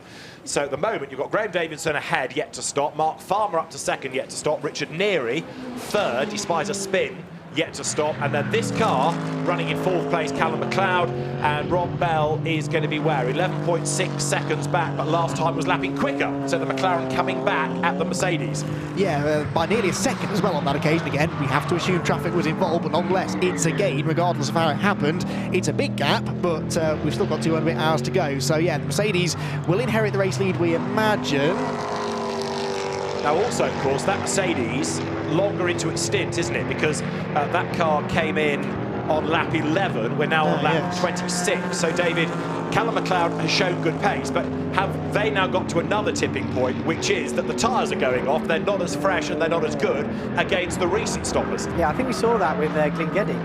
He had ballistic pace out the box, and then by the end, Graham Davidson, Sean Balfe were actually lapping faster than him, because they looked after the tyres and made them last longer. You can shock load the tyre if you go out really hard, really fast, and you get to a point where the tyre never then recovers. Whereas the AM drivers that ease the tyre in a little bit more, play the long game, can then actually make the tyre last longer. So I think that's probably what we're seeing. Callum won't need to have gone out of the blocks as fast as Glyn Geddy did, for example, but this would be the point where he will be starting to manage tyres to last the rest of his stint. Okay, now there you've got the Rob Bell McLaren getting onto the back of Graham Davidson. 95 is being given a stop-go penalty. That's the car that was leading in GT4. So Patrick Kibble and Josh Price too short on the pit stop. So that car is going to be given a stop-go penalty. And 95's pit stop was 3 minutes 3.7 as the leading car comes into the pit lane. Graham Davidson down the pit lane to give way to Johnny Adam. And there's confirmation of more of the stop-go penalties. Yeah, 33 as well now, being given a 10-second stop-go penalty, also for a short pit stop. So 33 is the, as we said, the Seamus Jennings-driven Porsche. In, though, is the race leader. So Graham Davidson, they finally brought him in. So just 5 minutes shy of the 1 hour mark after 26 laps had been completed. Graham gets out, and, well, this is going to be fascinating to see how this strategy works out. We anticipate that this car will rejoin quite a way behind the Ram Racing Mercedes and the Walt Motorsport McLaren, but how will this play out over the remaining 2 and a bit hours? That now leaves Mark Farmer as the race leader in the sister car, who one would imagine will be in the next lap or so. They'll want to clear the pit bay of the 47 car and then bring the 2 car in. I guess 47 gets the priority because it's the race leader. So 2 now leads the way with the number 8 Team ABBA Racing Mercedes going into second place, neither of whom have stopped. This is the Ram Racing Mercedes that has made a pit stop. It is at the moment about a third of a lap away from overhauling the number 47, which is there in the pit lane, now having its tyres changed. So the Mercedes will almost certainly go through. We expect the Walt Motorsport McLaren to do likewise. The question, David, will be what is the gap between this car and the lead car of those that have made a pit stop?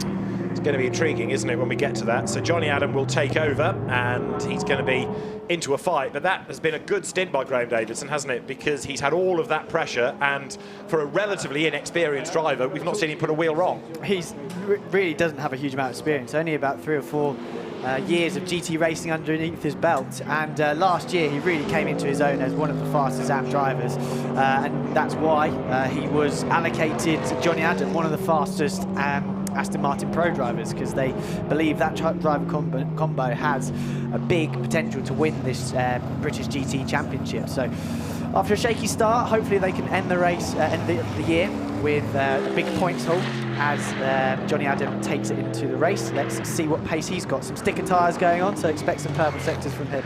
Yeah, the 47 car is some 48 points off the championship lead, but they're still placed 5th, actually, because it's been quite an inconsistent season for anyone who doesn't drive a Barwell Motorsport Lamborghini, really. We sort of said after Snetterton, I remember having a conversation with Graham Goodwin, who joined me at Snetterton in the box, and we said, is there going to be any beating Barwell this year? Well, today, David Addison, they appear to have almost beaten themselves, don't they? Exactly, yes, beaten up by contact between the 2 drivers, yes. So, unfortunately, Adam Ballon has the case to answer. Mark Lemmer was never hugely upbeat this morning about it, but unfortunately, it is indeed a case where not only pace of the Lamborghinis wasn't stunning in qualifying, but that incident early on may well be irretrievable, but a late race safety car could be the silver bullet that they need. The team manager of number 3 BMW has now got to go and see the race director. That could well be about the contact earlier on. And so right now, Johnny Adam then into number 47, but Mark Farmer is still out there in number 2, going a long, long way in that car,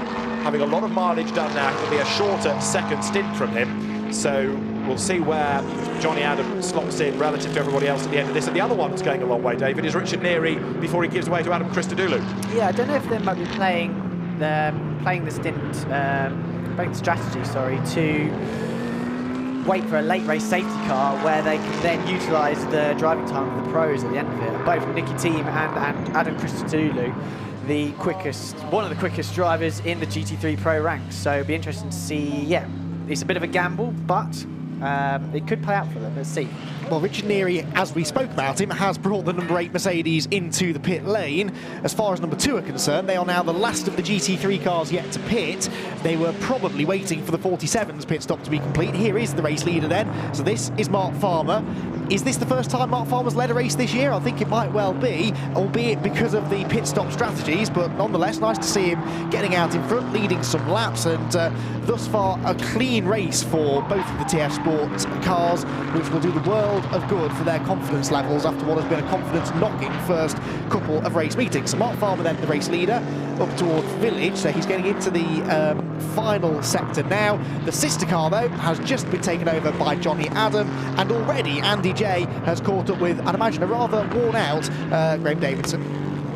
Yes, he's just had a couple of moments to get his breath back, I'm relieved to say, because Graham, you were pretty shattered when you got out of the car just then, weren't you? Yeah, that was quite hard work, that stint. The start obviously went reasonably clean through first turn, and then first few laps were okay. I thought didn't have the immediate pace that I hoped to, but enough to stay ahead of Ian and get the car warmed up, and then started getting away a little bit, and then there was some flags, yellow flags. A few people went off, so that it kind of interrupted my rhythm a little bit. Let me ask you about your strategy, because you guys have stayed out, and I see Nicky's just about to jump in the car as well, swapping with Mark. You guys have stayed out longer than most teams. What's the thinking? The thought was, you know, to cover off the worst case scenario that we pit early and then there's a safety car, because then you'd be way back. So the idea was to go long on the first stop, and then, you know, take it as it comes. But that was the only reason for going long, and we were at the front, so we were in clean air. So yeah, it seemed to be okay. I was glad that I managed to hold position. And then a few of the pros started to come out, and when Callum McLeod got past, it kind of gave me a bit of motivation to pick the pace up a little bit. So that was good. I don't know where we're sitting just now, but you know, it'll take a while for things to play out. Plenty of the race to go. Yeah, I'm sure we'll be catching up again later. Thanks for sharing that with us. Thanks. You can have another water now. Cheers. Much needed, I'm sure. He's really put in the miles there, hasn't he, in that first stint?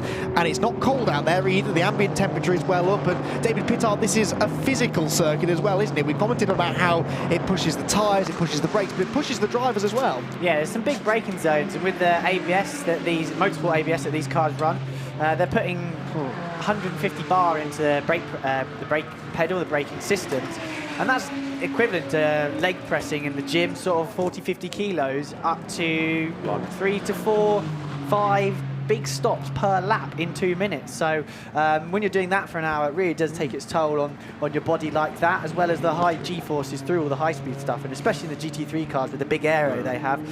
The necks are going to get worked out, upper bodies, the shoulders. So yeah, no wonder Graham first thing he does is grab some water. I don't blame him.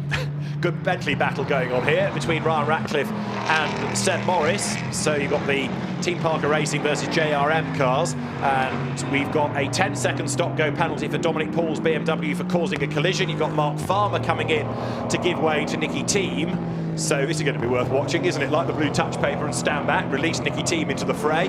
Meantime, this Bentley fight has got drama written all over it. Ryan Ratcliffe eager to make amends for his dramas at Alton Park. Seb Morris wants to get up the inside and try and gain track position. They are almost side by side going in towards Abbey, but Ryan Ratcliffe sticks out his elbows, makes sure that Seb Morris can't find a way by. Nose to tail, they run up towards Village now. Ratcliffe covers off the inside line, but Seb Morris looks like he's the quicker of the two. Is there going to be a move coming up towards the loop?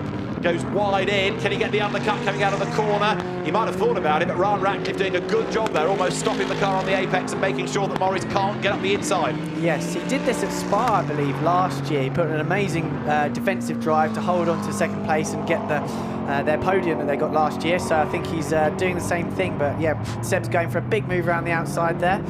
That would give him the inside for Luffield, but not this lap. If he stays on, but also Morris needs to be careful, Andy, because he's got a warning flag going his way for track limits. And that's early in his stint to be receiving that as well. So it resets at the end of each hour. If the first driver does it lots in the first stint, it doesn't necessarily affect the driver that takes over. Speaking of taking over, this is Nicky Thiem being strapped on board the number 2 TF Sport Aston Martin, which is going to rejoin the circuit. Possibly in third place. It may even be off the podium places because they've left the AM driver in for over an hour, and that is an even longer stint then for Mark Farmer, but he's done a good job, hasn't really put a wheel wrong so far. Neither has Ryan Ratcliffe, but Seb Morris is all over him. He's looking to the inside line. The Bentley is not a small car though, you need a bigger gap than that to fit it through, and for the time being Ryan Ratcliffe is not providing Seb with a gap big enough. The Bentley always looks a big car anyway, doesn't it? When you've got 2 of them filling all the width of Silverstone. Seb Morris again thinks about the inside line. Ryan Ratcliffe fends him off. That car, the Ryan Ratcliffe car, very badly damaged at Paul Ricard less than just about a week ago, so they've had to get it back and rebuild it. Morris goes for the inside at the end of Vale. Breathe in, Seb, squeezes up the inside, through he goes. Well, the gap was just about there when he started the move, but that was brave stuff. He was coming through, come what may. That was a good move there. There was literally a Bentley-sized gap for the JRM Bentley, and I think Seb's got the pace on Ryan anyway, so he was getting a little bit frustrated, wanted to force the issue. He was showing his nose in a few places earlier on, and then Ryan's just relinquished to the pressure there, and Seb's through. So yeah, again, watch for Seb to be making out some big ground now as Nicky Thiem exits pit lane and comes out for the start of his stint. If anyone's a viewer of Nicky Team's YouTube channel, I think he'll be hunting and killing in this stint here. Well, I'm fascinated to see where he is in relation to the other GT3 cars. I can't see any of the GT3 cars in that shot. That is the Barwell Motorsport 69 Lamborghini, which is pulling alongside the GT4 Aston Martin, and there is the number 3 BMW. So by my reckoning, yeah, they may well have, I think they almost certainly actually have fallen out of the top 3, haven't they? But then number 2 was a bit further down the order anyway. This is the race leader then. Car number 6, which is Callum McLeod, an 8-second cushion that he enjoys over Rob Bell, number 22, the Balf Motorsport McLaren, and he is a further 11.5 seconds ahead of Johnny Adam in number 47. So, the TF Sport number 47 car that was the last of the leading trio to pit, it cost them about 20 seconds, essentially, from where they were when the pit stop window opened. So let's have a look back at the first hour of the race then and just try and piece together everything that's happened, because only now, perhaps, with the first round of pit stops done, is it having the full effect. A huge field of cars pouring away over the timing line down towards Copse Corner, with the man from pole position, Graham Davidson, having the advantage, and Glyn Geddy in number 7 Bentley working his way through the field. Straight away there was drama as the cars went through Beckett's, some with their own line, and then we had Sam Dillane being hit by teammate Adam Ballon and being turned around. An early pit stop for Dillane and a stop-go penalty for Ballon. Then we lost Ben Hurst into the gravel coming out of Luffield after a bit of a hit and shoulder. Glyn Geddy was still on a mission, moving his way past Mark Farmer, who was then put off his stride and he lost more places. Michael Igoe pulled off the move of the race up the inside of Andrew Howard, having also got past Rick Parfitt. Michael Igoe where I please. He gained 2 places effectively at once, and a great move it was to put him up through the order. First round of pit stops cycling through, at the end of which Callum McLeod in number 6 Mercedes moves into the lead of the race. Well, there is Callum out of Luffield Corner then, and Rob Bell, as I said, 8 seconds behind him. Fastest lap still held by Seb Morris, who is 4th incidentally, so that move that he made against Ryan Ratcliffe got him into 4th position overall, about 11.5 seconds behind the top 3. Ryan Ratcliffe staying with him in the number 7 Bentley, with Bradley Ellis's Optimum Motorsport Aston Martin, number 96, which arguably has been the Aston Martin on good form, on better form than the TF cars arguably in the first couple of meetings this year.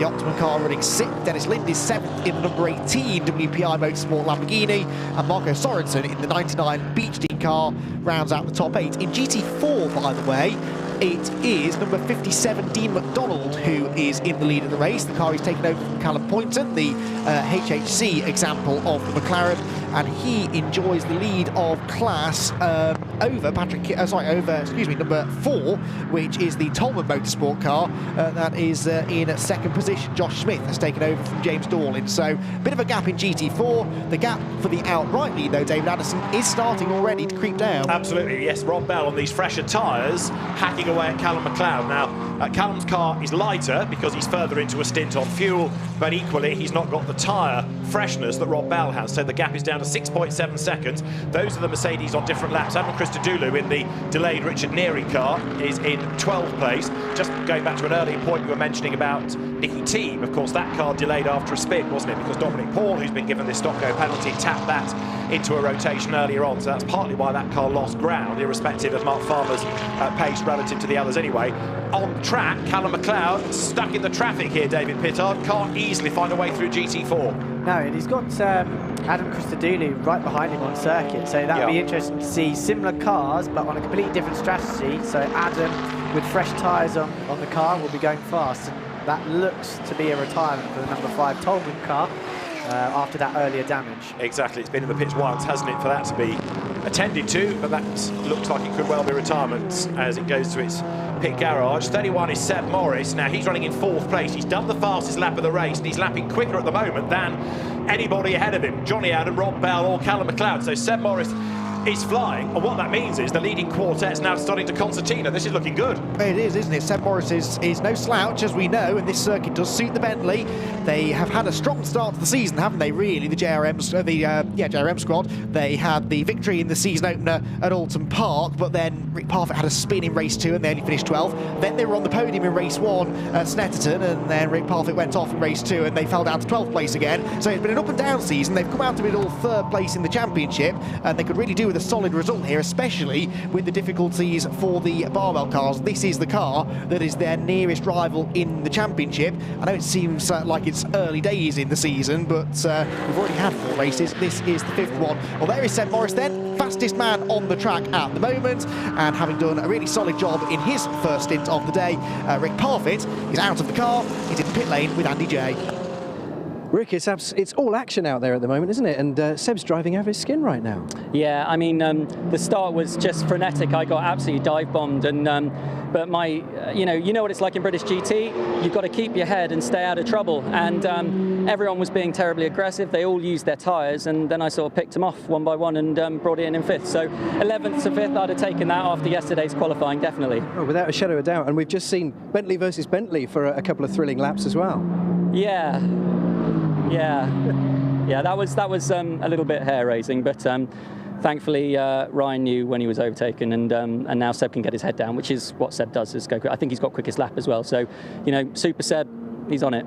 Happy days. Thanks, mate. Brilliant. He did have the fastest lap, but Nicky Team has already done a 2 minutes 2.386. There is Super Seb Morris, the man from North Wales, but Nicky Team, the Great Dane, is already quicker than anybody else out there. So he's a bit like a USB stick. You just plug him in and he works straight away. He delivers. There he is, fastest lap of the race on his first proper flying lap. Super impressive to watch Nicky Team. Yeah. He's a real racer at heart and just an out-and-out talent. You put him in anything and he's just one of the fastest straight away. I believe he set the fastest lap of the weekend here at Blancpain a couple of months ago. They're out at Le Mans testing last weekend, so British GT here is a perfect warm-up for the 24 hours next weekend. And his dad was no slouch, Quirk Team, former DTM champion, experienced touring car and GT racer himself.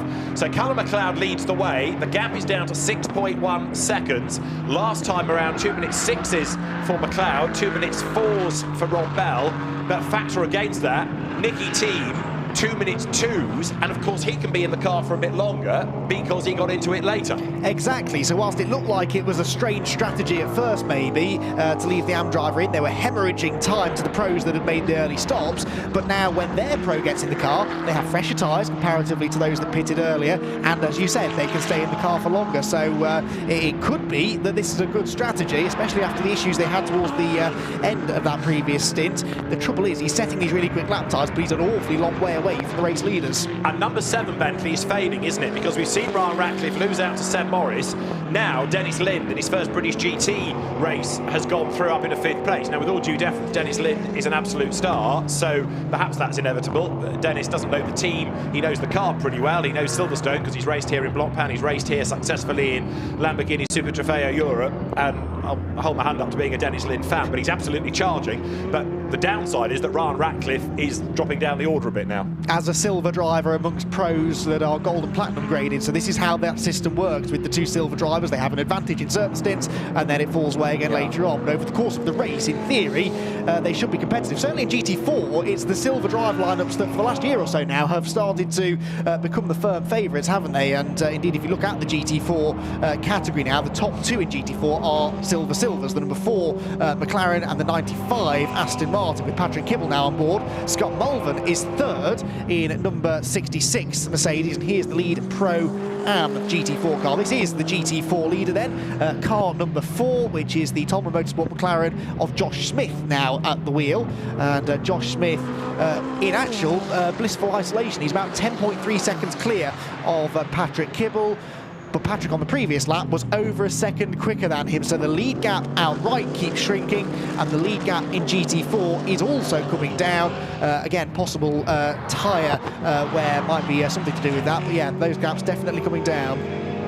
It's fascinating to watch the way that Adam Christodoulou is going here, isn't he? Because he's now trying to unlap himself, and he's about to squeeze up the inside. All of this is important to get him back on the lead lap, and it's a bit hip and shoulder. Now, Callum McLeod battling against a car that notionally is a lap behind. Adam Christodoulou is going to come through, gets up the inside. That puts him back onto the lead lap should we get a safety car. So, David, that was an important move by Adam Christo. Yeah, he was desperate to get through there. And yeah, Callum didn't make it easy for him at all. But I think after Adam showed his urgency to get through by just nudging Callum. And again, with Callum more to lose, the next corner, he just open the door, let Adam through, and hopefully he can tag onto the coattails of Adam now, because arguably that is now the faster car on those fresher tyres. And it's another hard luck story, isn't it, Andy? Because had Richard Neary not had that spin at Luffield, then that car would be even better placed. Adam Christodoulou is charging along, but he's also trying to make good. We've got another problem for the number 3 BMW limping down towards Brooklands. I was wondering if that was a puncture, but it looked... It's limping, definitely. Ben Green has taken it over. They've already had a stop-go penalty. David, thoughts? BMWs don't brake, do they? No, not at all. BMWs are brilliant. Absolutely. Yeah, he's got it fired up again now, so maybe he's done a control-delete, and he is not happy to come around. It looks like it's died again. So that is an intermittent problem for the Century car there. So again, that day goes from bad to worse for that team. Yeah, fingers crossed they can get back out. When it's not your day, it's not your day, is it? Right, Callum McLeod, 35 laps in the book, an hour and 3/4 to go. 6.5 seconds is this rather elasticated gap over Rob Bell, and Rob Bell in turn last time around was being caught by Johnny Adam. Johnny Adam is closing on Bell, who in turn is closing on McLeod. So come back to the point, the top 3 concertinaing. Then you've got Seb Morris 4th, you've got Dennis Lind in 5th place in the red Lamborghini, Ryan Ratcliffe 6th, Bradley Ellis 7th, Marco Sorensen 8th, Phil Keane is 9th, Nicky Thiem is 10th, and 11th is Adam Christodoulou, with Nicky Thiem having set the fastest lap of the race. And Ben Green was 12th, but we've just seen that BMW have to head down the pit lane. Scott Mulvern you're looking at, busy in GT4, where he's currently leading, not GT4 outright, 3rd there, but he's leading the Pro-Am contest, having taken over from Nick Jones in the Team Parker Racing Mercedes, a car that was very unlucky not to have done better at Snetterton. Right, let's try and get to the bottom of this number 95 stop-go penalty for an earlier pit stop, because Patrick Kibble's in the car. That means, therefore, that Josh Price is out of it, and it also means that Andy J can turn sleuth. I'll do a bit of detective work for you, David. I don't know if we'll get any answers or not, because there's so much of the race to go. Everyone's head's very much on the track. But Josh, Patrick's obviously in the car right now. He got a 10-second stop-go penalty. What's the story there? I'm not entirely sure the whole story until we obviously have a debrief later. The stop and go was for a pit stop infringement under the time. By the time we got to the end, I'm not sure how far that was over or under. Normally we're quite bang on with pit stop time, so I would have thought it'd be the smallest margin, but it's happened, so we can only move forward now. I mean, I think we're still sitting in P2. It's just got a little bit of work to do again. But yeah, it is what it is. There's still plenty of time to make that up, though. Yeah, I mean, we've still got another stint each. We've got really good pace in the car. We have done all weekend. So I'm just looking now, move forward, try and make that gap come down a little bit smaller. Also hold off Team Parker, who are closing in at the moment. Yeah, I mean, they're Pro-Am as well. We're obviously a silver pairing, so it's although we're in the same cars, it's different class with their pit stop. It's slightly shorter time, but we can only do as good as we can go, and at the minute he's doing quite a good job out there. Certainly is. Good luck for the rest of the race. Cheers, thank you. Cheers. Back to you guys. I don't know if that solved it for you or not. It has, kind of, and Andy's quick reference through the regulations has helped as well while we've had chance to pause, because with them being a silver combination, they have to serve an extra 14 seconds in the pits, and therefore they were, as Josh Price was suggesting, just fractions under that. So on the base time, they were okay, but because of the silver graded extra time, they were fractionally under that, and of course the alerts are screamed at you by TSL, timekeeping service, and so the stop-go penalty comes. Now, Scott Mulvern is on his toes because he's trying to make a move up on the inside line as well. This is for 2nd overall in GT4, and Scott Mulvern, vastly experienced and successful Formula 4 driver before coming into GT racing. You can't have anticipated him to get this job done. Yeah, he's been reeling in the Aston Martin, hasn't he, over the last few laps. He's taking a nice sweeping line into the first part of club. The second part of club comes up very quickly, though, and there are those nasty sausage curbs on the inside to try and deter drivers from cutting the corner, and also, though, deters them sometimes from running side by side through there. So the Aston Martin scoots back ahead. Don't forget as well that all of the GT4 silver cars have to carry an extra 20 kilos of success ballast as well, and again with these long stints up to maybe an hour or so on the tyres, that will have an effect on tyre wear, on brake wear as well. The heavier the car, the harder it works, those sort of components. Right now, though, being given a real work over here is this TF Sport Aston Martin trying desperately to hang on. Patrick Kibble, youngest driver on the grid, doing a good job here. We've seen that he's been quick in some of the junior formulae in the past. He's come out of the Ginetta junior ranks, so he knows how to race well, and he knows how to defend as well, even though that Mercedes arguably is a bit quicker at the moment. There's Seb Morris, 12.1 seconds still behind the podium runners outright, and his pace has sort of plateaued a bit now. He was running in the 2 minutes 4s fairly regularly earlier on. His previous lap was a 2 minutes 5 flat. He's about to come through though and complete his 37th lap of the race.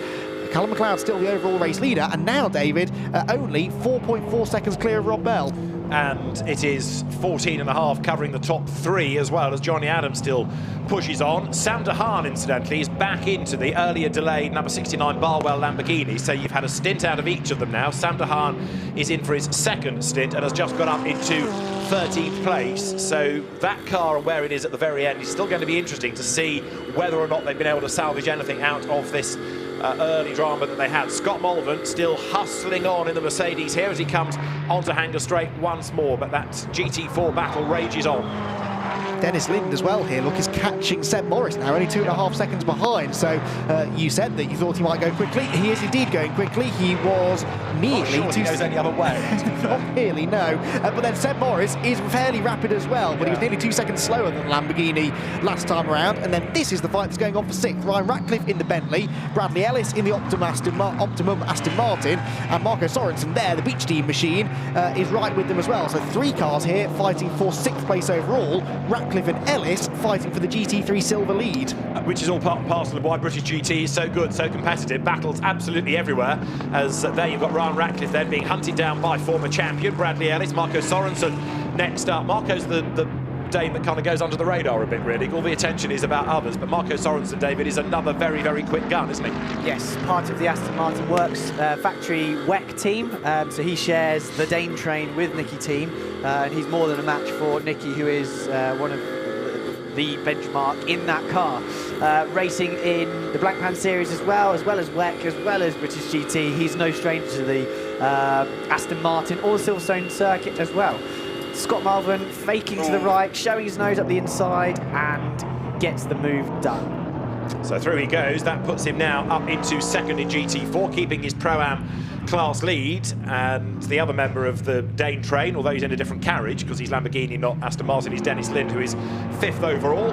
Dennis, the cousin of Kevin Magnussen, Grand Prix racer. Right, looking back then from Scott Mulvin's Mercedes, out of Woodcote, speed building as he comes past the pits, down towards Cops Corner, and now we'll see whether he's going to be able to stretch that margin. I think he will be. Looking at Scott in qualifying yesterday, he was in a class of his own. I think he was 6 to 7 tenths faster.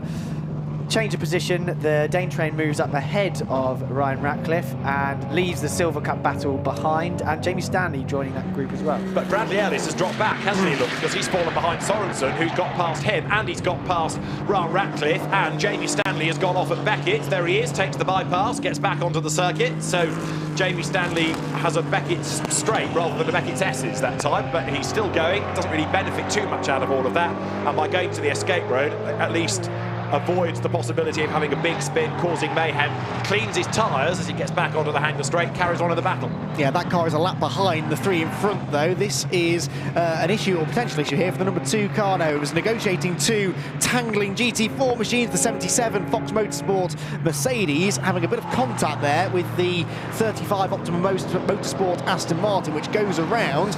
Should hopefully have been able to rejoin, as there the lead changes in the GT3 silver category. Bradley Ellis has gone through ahead of Ryan Ratcliffe, 7th place overall, but that was for the class lead. The green Lamborghini, I make the point, is 1 lap behind these 2, but looks to have good pace in this stint as well. Jamie Stanley going strongly, but Bradley Ellis has gone through now, and Ryan Ratcliffe will also, I think, have to let the Lamborghini go as well, which he does. Well, doesn't really have much say in the matter, gets elbowed out or eased out over the curb, and Ryan Ratcliffe, yeah, I think maybe has seen the better of those tyres now. Yeah, he sort of gave up the praise grudgingly, didn't he? Because he had to accept the fact that Jamie Stanley was quicker. That spinner, incidentally, that we just saw in replay was Conor O'Brien, just to tick that one off, as down comes Marco Sorensen, then charging on. Bradley Ellis trying to make amends because he's lost a place and he's lost time, and he's now got himself stuck there. Look behind 95 of the impressive Patrick Kibble. So Patrick will bail out of the way in a moment, let the GT3 cars go by, conscious that he's not really racing against them. although we had perhaps a lack of blue flags at Alton Park at the start of the season. No problems here as the marshals are on the case, showing the blue flags to the slower cars over the timing line. They now come. Callum McLeod, meantime, still leading by 6.6 seconds. But it won't be that far off, will it, before Callum thinks about his next pit stop, because they're going to be thinking about fuel and putting Ian Logie back in that car before much longer. Yeah, because they've sort of tied themselves into this strategy now, haven't they? They pitted early last time, so they're going to have to pit early again on this occasion and put the AM driver back in. 96, by the way, Bradley Ellis, who we just saw take over the silver lead, has twice now been warned for exceeding track limits at turn 1, which is Cops Corner. He didn't exceed them again on that occasion, but he needs to be careful because, again, he still has potentially another 15 or 20 minutes or so to go in his stint. And if he exceeds them again, that car will also be handed a pit lane penalty. There is Ryan Ratcliffe working his way through. Into the pit lane, though, is number 8. So the pit stop cycle begins again now for GT3. This is Adam Christodoulou to hand over to Richard Neary again. The tyres are being changed. And that's a very short stint. It is, isn't it? It's not a scheduled stop. No, that's got to be for the garage. But you can tell off the activity of the mechanics, that's a car with a problem. Let's quickly go and talk McLaren, though, with Andy J. Yes, certainly. I'll tell you what, Sean, it was an incredible first stint from you. How are you feeling? Yeah, the opening stint went well. Car's behaving okay, so yeah, it's just nice to be at the sharp end. Just trying to keep my feet on the ground a little bit. Obviously, it's still quite early, but I did what I could in the period that I was in the car. I was getting a little bit frustrated towards the end of the stint because I felt that we were hemorrhaging a little bit of time racing with Graham. Of course, he's in all his complete rights to defend as hard as he wants. I just felt that maybe if I could have got away through, I could have basically got a little bit quicker. But good racing, clean racing at the front, and really interesting different strategies going on. So it's difficult to know right now how it's all going to pan out. We obviously have the 10-second penalty to serve in the last pit stop from Snet when we were on the podium. So I'm just looking at the gaps, and in all honesty, if we can maintain a podium position, that'll be just fantastic. So just trying to keep it all real, not get carried away with anybody talking about winning right now. Well, I mean, given the challenges you had, particularly at Alton Park, etc., it's just nice to see you guys back in the mix. Yeah, absolutely. I mean, we are a race weekend down, and I was saying to somebody earlier, we're a single car entry. We have to work really hard with the information we have. We don't have any sister cars doing Blancpain. The team haven't done Blancpain, unlike some of the other British GT teams have obviously experienced that 3-4 weeks ago. So our information is quite limited, being a single car entry, compared to the Bentleys and the Lamborghinis, and to a degree the Aston Martins. Well, given all of that, you guys are doing extremely well. Long may it continue. Thank you for talking to us. Appreciate it. So Sean Bell watches Rob Bell come over the timing line. Callum McLeod going a long, long way in this stint. He's just done his 41st lap, and he took over at the end of lap 11. So he's gone a long, long way. And not only that, on his last lap, he did a personal best in the first sector. He's got to be coming towards the end of the stint now, but he's actually stretched the margin over Rob Bell. We had it down to, I think, 4-point change at one stage. He's now up to 7.2. So I know the traffic plays a part, but it's been a really good, impressive stint. This is a long stint by Callum McLeod. A really consistent pace. I can't remember the last time I saw him more than half a second or so away from his personal best lap time, which, given the traffic that he's in, is all the more impressive. So yeah, really good pace. The Mercedes clearly fairly light on its tyres, and that will definitely help them here at Silverstone. There is Rob Bell, 7.2 seconds behind. Third position, Johnny Adam is not, yes, he's just inside there. He is the blue number 47 TF Sport Aston Martin, 15.7 seconds off the lead. He too is down in the mid 2-minute 3s as well. So if anything, it's Rob Bell who hasn't quite got the pace of the other two for the time being. Johnny has a 14-second advantage over Seb Morris, who's still fourth. Dennis Lind has caught Seb Morris now. He's only a second behind, but hasn't yet got through. So that may be the next battle to keep an eye out for, the one for fourth place, the 31 Bentley and the 18 Lamborghini. And as if by magic, well, there is Lamborghini. That is, I think, a slightly slow Barwell machine, possibly about to be re-lapped again by Seb Morris. They've just pitted though again, haven't they, actually? So it's Sam DeHaan back on board. But yeah, the Bentley 4th place, the red Lamborghini there is Dennis Lind in 5th. Yeah, Sam DeHaan's been in for a few laps, admittedly, but out of sequence. They just gained a place over Adam Christodoulou's troubled Mercedes. Real shame that we've lost that, because Adam is a very, very quick driver. He's going to be one of your rivals in the 24 hours at the Nürburgring, isn't he? Because he's won that in the past, Adam Christo. Yes, I look forward to seeing him in my rearview mirror, but I think they have a very strong lineup, as do we, so I look forward to seeing him in the carousel in 2 weeks' time. Indeed so. Now, this battle for 4th place, young Brit Seb Morris, young Dane Dennis Lind, and we know that the Michael Igoe car, the red Lamborghini, is narrow because that was proved in energetic fashion earlier on. But Dennis the Menace now, let's see what he can do against Seb Morris as they come down through Brooklands.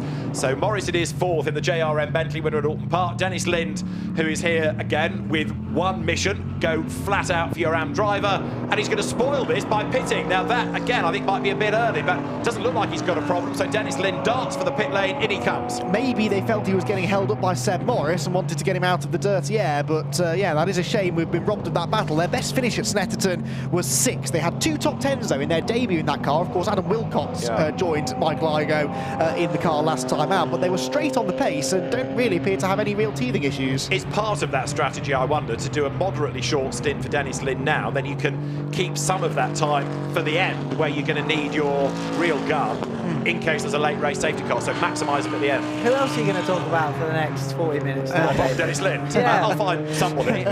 Seb Morris, let's get excited about Seb Morris then, because he was battling with Dennis Lind, don't you know? But he's on his own now. He's going to be caught, is he, by Marco Sorensen? Last lap by Seb was a 2 minutes 4, Marco Sorensen 2 minutes 3, so that gap is coming down. Basically, if you're Danish, you're on a mission at the moment, aren't you? Sorensen then will be up into 5th, and the next target is Seb Morris in the Bentley. To reference your point there, David, about the driver time, no driver may compete for more than 100 minutes, basically, so 100 minutes is the maximum driver time, so to your point, they'll want to maximise his time in the final stint, and they don't want to risk running over that, so yeah, sensible call. I think that may well be right, and we'll see Dennis again for the final hour-ish, I reckon, at the end of the race. Yeah, final 99 minutes and as much as they can wring out. Yes, exactly. So at the moment, Callum McLeod, who I think has taken root in that car, still leads the way, but the gap has come down again. We had it 7 seconds, now it's down to 5.3. Marco Sorensen comes through here, number 99, having taken over from Andrew Howard, the ice cream magnate, former Mini Amelia racer, and Andrew himself, British GT champion. Marco Sorensen hustles on then in the world's fastest ice cream van, coming out of the loop up towards Aintree now. Sorensen hunting down Seb Morris. Into the pit lane there, as we've seen, is the 18 Lamborghini. But yeah, Andrew Howard and Marco Sorensen, they've had one podium back at Alton Park, but just, apart from that, their best finish is 9th. So again, Aston Martin drivers in GT3 not having the best of times. There's the race leader, Callum McLeod, less than 5 seconds down the margin. And the GT4 Audi is being given a stop-go penalty for being short on the pit stop. This is the now not quite so stellar car of Richard Williams and centre fielding. They were 0.2 of a second under, but if you're under, you're under. It's like being pregnant. You're either pregnant or not. You're either under or not. So Seb Morris bails out of 31 and hung on to the place. He will give way to Rick Parfitt, and of course they will now lose track position briefly at least to Marco Sorensen in 99 Aston Martin. No, they won't, because that's in as well. So interesting how we've got these short stops from many of the pros, David, and yet Callum McLeod is still metronomically going round and round and round. Yeah, I think the strategy is reversed. So the short stint by Lundie is being replicated by the pros in the second stint. So I think it's going to be a little bit more even in the second half of the race. But yeah, it's worked giving them track position. Ian drove really well, and he was really hustling on with Davidson, so he could be faster than him. So hopefully, if the Ram Racing guys, Ian will keep that track position and then pull out a margin over Davidson and Sean Balfe in this third stint, for them to again give track position back to Johnny Adam for the final stint. Well, there's the number 4 Tolman Motorsport McLaren then that is leading GT4. That is Josh Smith, who is only 2 seconds clear now of Scott Mulvin. So Mulvin has indeed been closing this gap down, but again, he is a pro driver against a silver driver, so this is kind of what we anticipated. We might catch a glimpse on the next shot down the Hanger Straight of the 66 Mercedes, which is there right on cue. There's a GT3 Lamborghini in between them, but that gap is coming down. On the previous lap, Scott Mulvin was just over a second, 1.2 seconds in. finish quicker than the GT4 class leading Josh Smith. Patrick Kibble is still third. He's now 3 seconds further back and second in the silver element of the race. And then it's a big gap. It's over a quarter of a minute then back to anybody else in GT4, with Seb Prio in the 15 Multimatic Ford Mustang, the car that had a really strong start to the season at Alton Park with a podium, 5th in the points, arriving here at Silverstone in GT4. And David, they're on for another, at the moment at least, another solid top 5 finish. And then behind him was, but has just pitted, Maxi Buch, who is another of the stars that we've not really yet touched on. Former Spa 24-hour winner, Blancpain Endurance champ, Blancpain Sprint champion, star in German GT racing, but he has just pitted to give number 30, which was second in Pro-Am, now back to the AM, which is Peter Belshaw. Right, you're on board again with Scott Mulvern, and the gap was 2 seconds, but it's nothing at all, is it now? Absolutely nose to tail. This, David, is where it's going to get interesting to see the different strengths and weaknesses of the perhaps more aero-friendly McLaren against the very talky Mercedes.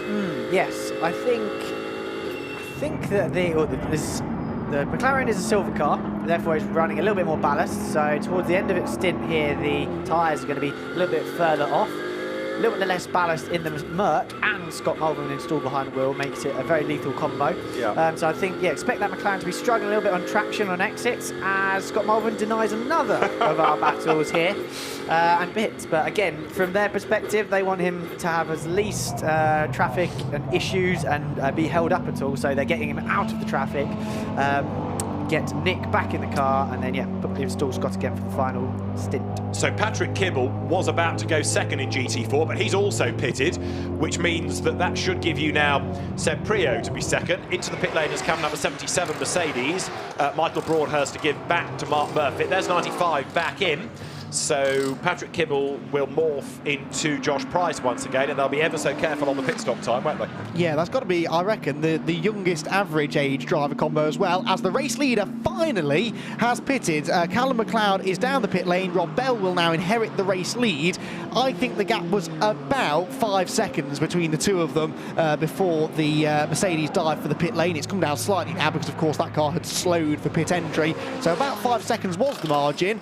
We'll see now how that pans out after this round of pit stops. 66 pit stop is also ongoing, and the tyres being changed as well. The Pirelli tyres coming off have certainly gone past their sell-by date now, and they've been given a real workover. This, though, is this going to be the final stop? How many stops have they done? 66. That is their second stop, so now one more stop to go before the end of the race. There's the race leader, though, David. The McLaren out in front now by 11 seconds. Absolutely right. So Rob Bell behind the wheel, hustling on. And that car, as Sean Balfe was saying, has to make a longer final stop. There, Ian Loggy is about to get on board. Callum McLeod runs round with him to complete the operation of strapping him in, but Rob Bell badly balked there, looking at the traffic. Number 44 getting in the way, rather. Gets through now, but I'm afraid that the back marker, namely Paul Weiss, wrong place, wrong time. There, Seb Prio also is now negotiated. Seb, whose dad Andy is here cheering him on, monitoring progress. We ought to have a dad's race, I think, at the end of the British GT season. We've got so many second-generation races. Right, Callum McLeod has done the strapping in of Ian Loggy. New tyres go on. All of this, remember, being done to the regulation time. It doesn't have to be frenetic. You can be methodical, take your time about it. As 95 for Josh Price is good to go as well in GT4. But Rob Bell should now take over the lead on track once more. Johnny Adam up to second. Yeah, indeed, and then Bradley Ellis into third. Now 10 seconds clear of the Nicky Team Aston Martin, which is ahead of Rick Parfitt's JRM version. So into the pit lane, or about to go out of the pit lane, is the 95 Aston Martin. Likewise, the Callum McLeod Mercedes. Now, David Addison, what's the weather report? Because you've just spotted something. I was just looking at the fact it looked a bit black over the opposite side from the pit lane. David P is checking his weather app, and I think there's a 5% chance of a bit of precipitation, but Silverstone and weather, it's got its own mindset, as you well know. So just struck me that it was looking a bit bleak overhead. Let's see whether that pans out with an hour and 21 minutes to go. Rob Bell leads Johnny Adam. Ian Loggy thrown back into the race, significantly ahead, look, of Johnny Adam. So he has got out just ahead. That will keep him in second place then as they come on to Hanger Straight. So that means that the Mercedes has won track position after its second stop over number 47, the Aston Martin. So there you've got the Mercedes on track, and he stays ahead, at least for the moment, of the Aston Martin as they come down towards Stoke Corner. Now, what can Ian Loggie do to try and get away? It's on much fresher rubber. Yes, the Aston Martin, remember, owes us a pit stop as well. That's the second pit stop for the Mercedes. So essentially there's a lap between these two. In theory, if he's slower than Johnny Adam, which he should be, he should get out of the way because he is a lapped car, but there is significance to him keeping in front here. On the newer rubber, though, you're right. I think that is counterbalancing the natural speed advantage that Johnny Adam would usually have as a pro driver. So he's gone, hasn't he? He's pulling away, isn't he? Yeah, really good stuff this, and straight on it on the outlap as well. Impressive, David, that, isn't it? This shows how close these AMs we keep referring them to are actually to their pro counterparts. So I believe, if I remember correctly, Ian's best lap was a 2:04, and Adam's last lap was a 2:03.6. So that's still pretty close to Adam's best time, but it's going to be pretty close between the two of them. Right, GT4 looking back now from the Nick Jones-driven Mercedes, losing track position to 43 BMW there, going up towards the loop, but he's going to fight back. Who's 43 being driven by at the moment? Angus Fender in the BMW, isn't it? Yes, so this is all getting pretty close, and it's getting ever more important as you get towards the end of the hour. We've got another pit stop to go for many of them still. Yeah, we get this fascinating situation in this race, don't we, where we've got cars from the same class together battling on track, but there may be laps between them, and maybe the pro driver is behind the AM driver, and it's unique really to these long races, particularly this race. It's the only race of the year where we have multiple pit stops for each car. Now, another notification on the timing screen here then, guys, because the 31 car, team manager, that's the Seb Morris Team Parker racing car. Team manager summoned to race control. Now, we've not seen any reason for that, but clearly the stewards have. And no, not a penalty yet, but a discussion about a possible penalty may be upcoming. So its last pit stop time was 2 minutes 20. Into the pit lane, 47. And this is Johnny Adam. So this is significant, isn't it? Because Johnny Adam has now decided to pit and hand the car over once again to Graham Davidson, who started the car. And this their second pit stop of the day. They were losing time, weren't they? We suggested on those warm tyres. And so Johnny Adam will get out of the car. Where will he come out, though, in relation to those that have already pitted, namely Ian Loggie in the number 6 Mercedes. The other aspect of all of this, because he got into the car later, is that we've got a bit more time to enjoy Nicky Team, who's the surviving member of the Dane train, isn't he, at the moment, because he is a long way back from Rob Bell, admittedly, but still flying along. And there is now Graham Davidson getting back on board from Johnny Adam. The pit stop is being investigated by race control for the Seb Morris Rick Parfitt Bentley. Doesn't necessarily need to be something to do with the time. It could be the number of people working or the way the pit stop was conducted. So that's being looked at. Might have been a marshal's report as you see the cars heading down towards the end of Vale. And Michael Igoe back to his old tricks of just being incredibly gung-ho, David. Yeah, big send again. I think the guys from this race onwards are going to fear when they see a red-nosed Lamborghini in their mirrors. Another big move from a long way back. Gave Andrew very little choice as to whether he was going to come through or not. Again, Andrew, great heads-up driving for this endurance race to give him the room he needs. And Michael Igoe is away. I think he'll be looking to try and catch the silver-rated Ollie Wilkinson car next. Yeah, Michael Igoe, who's come from Britcar, which is competitive, but it's not at this level. But, well, he's certainly become the master of, as you say, sending it up the inside, hasn't he? And people are going to fear him. So he's laid down a marker with this car. Right, 57 in GT4. That's Dean McDonald pressing on for HHC Motorsport, Charlie Camp, JD Hemmings' team, which was really successful at Alton, first time out with the McLarens. Yes, and they were put through the ringer, weren't they? I think you commented that you saw the cars between races and they were far from in showroom condition, but they're built strong, these McLarens, and they're going quickly. And 5th position at the moment in class. That's the silver element of the GT4 category. In fact, the top 5 cars in GT4 at the moment, indeed the top 6 in GT4, are all silvers. This car is 3.2 seconds behind, or was 3.2 seconds behind Angus Fender, who's just pitted the 43 Century Motorsport BMW and enjoys an 11.5 second margin over the number 35 machine, which is now being piloted by Conor O'Brien, the car he shares with Jack Butel. The team manager of 95 again, the Josh Price and Patrick Kibble Aston Martin going to race control. So tell me there's not another pit stop penalty looming for number 95. Oh dear, oh dear. Well, this time around, I wonder whether, as you suggested, it's not necessarily too short a pit stop, maybe a procedural issue. If you're touching the car whilst it's being refueled, that's a no-no. And yeah, there's a certain way that those pit stops have to be conducted, and if you don't stick to those regulations, you can get yourself a penalty. But it's, as we said, only a discussion at the moment, no actual penalty. As into the pit lane comes the race leader, Rob Bell. So Rob Bell brings the ball from Motorsport, number 22, McLaren, down the pit lane. He will...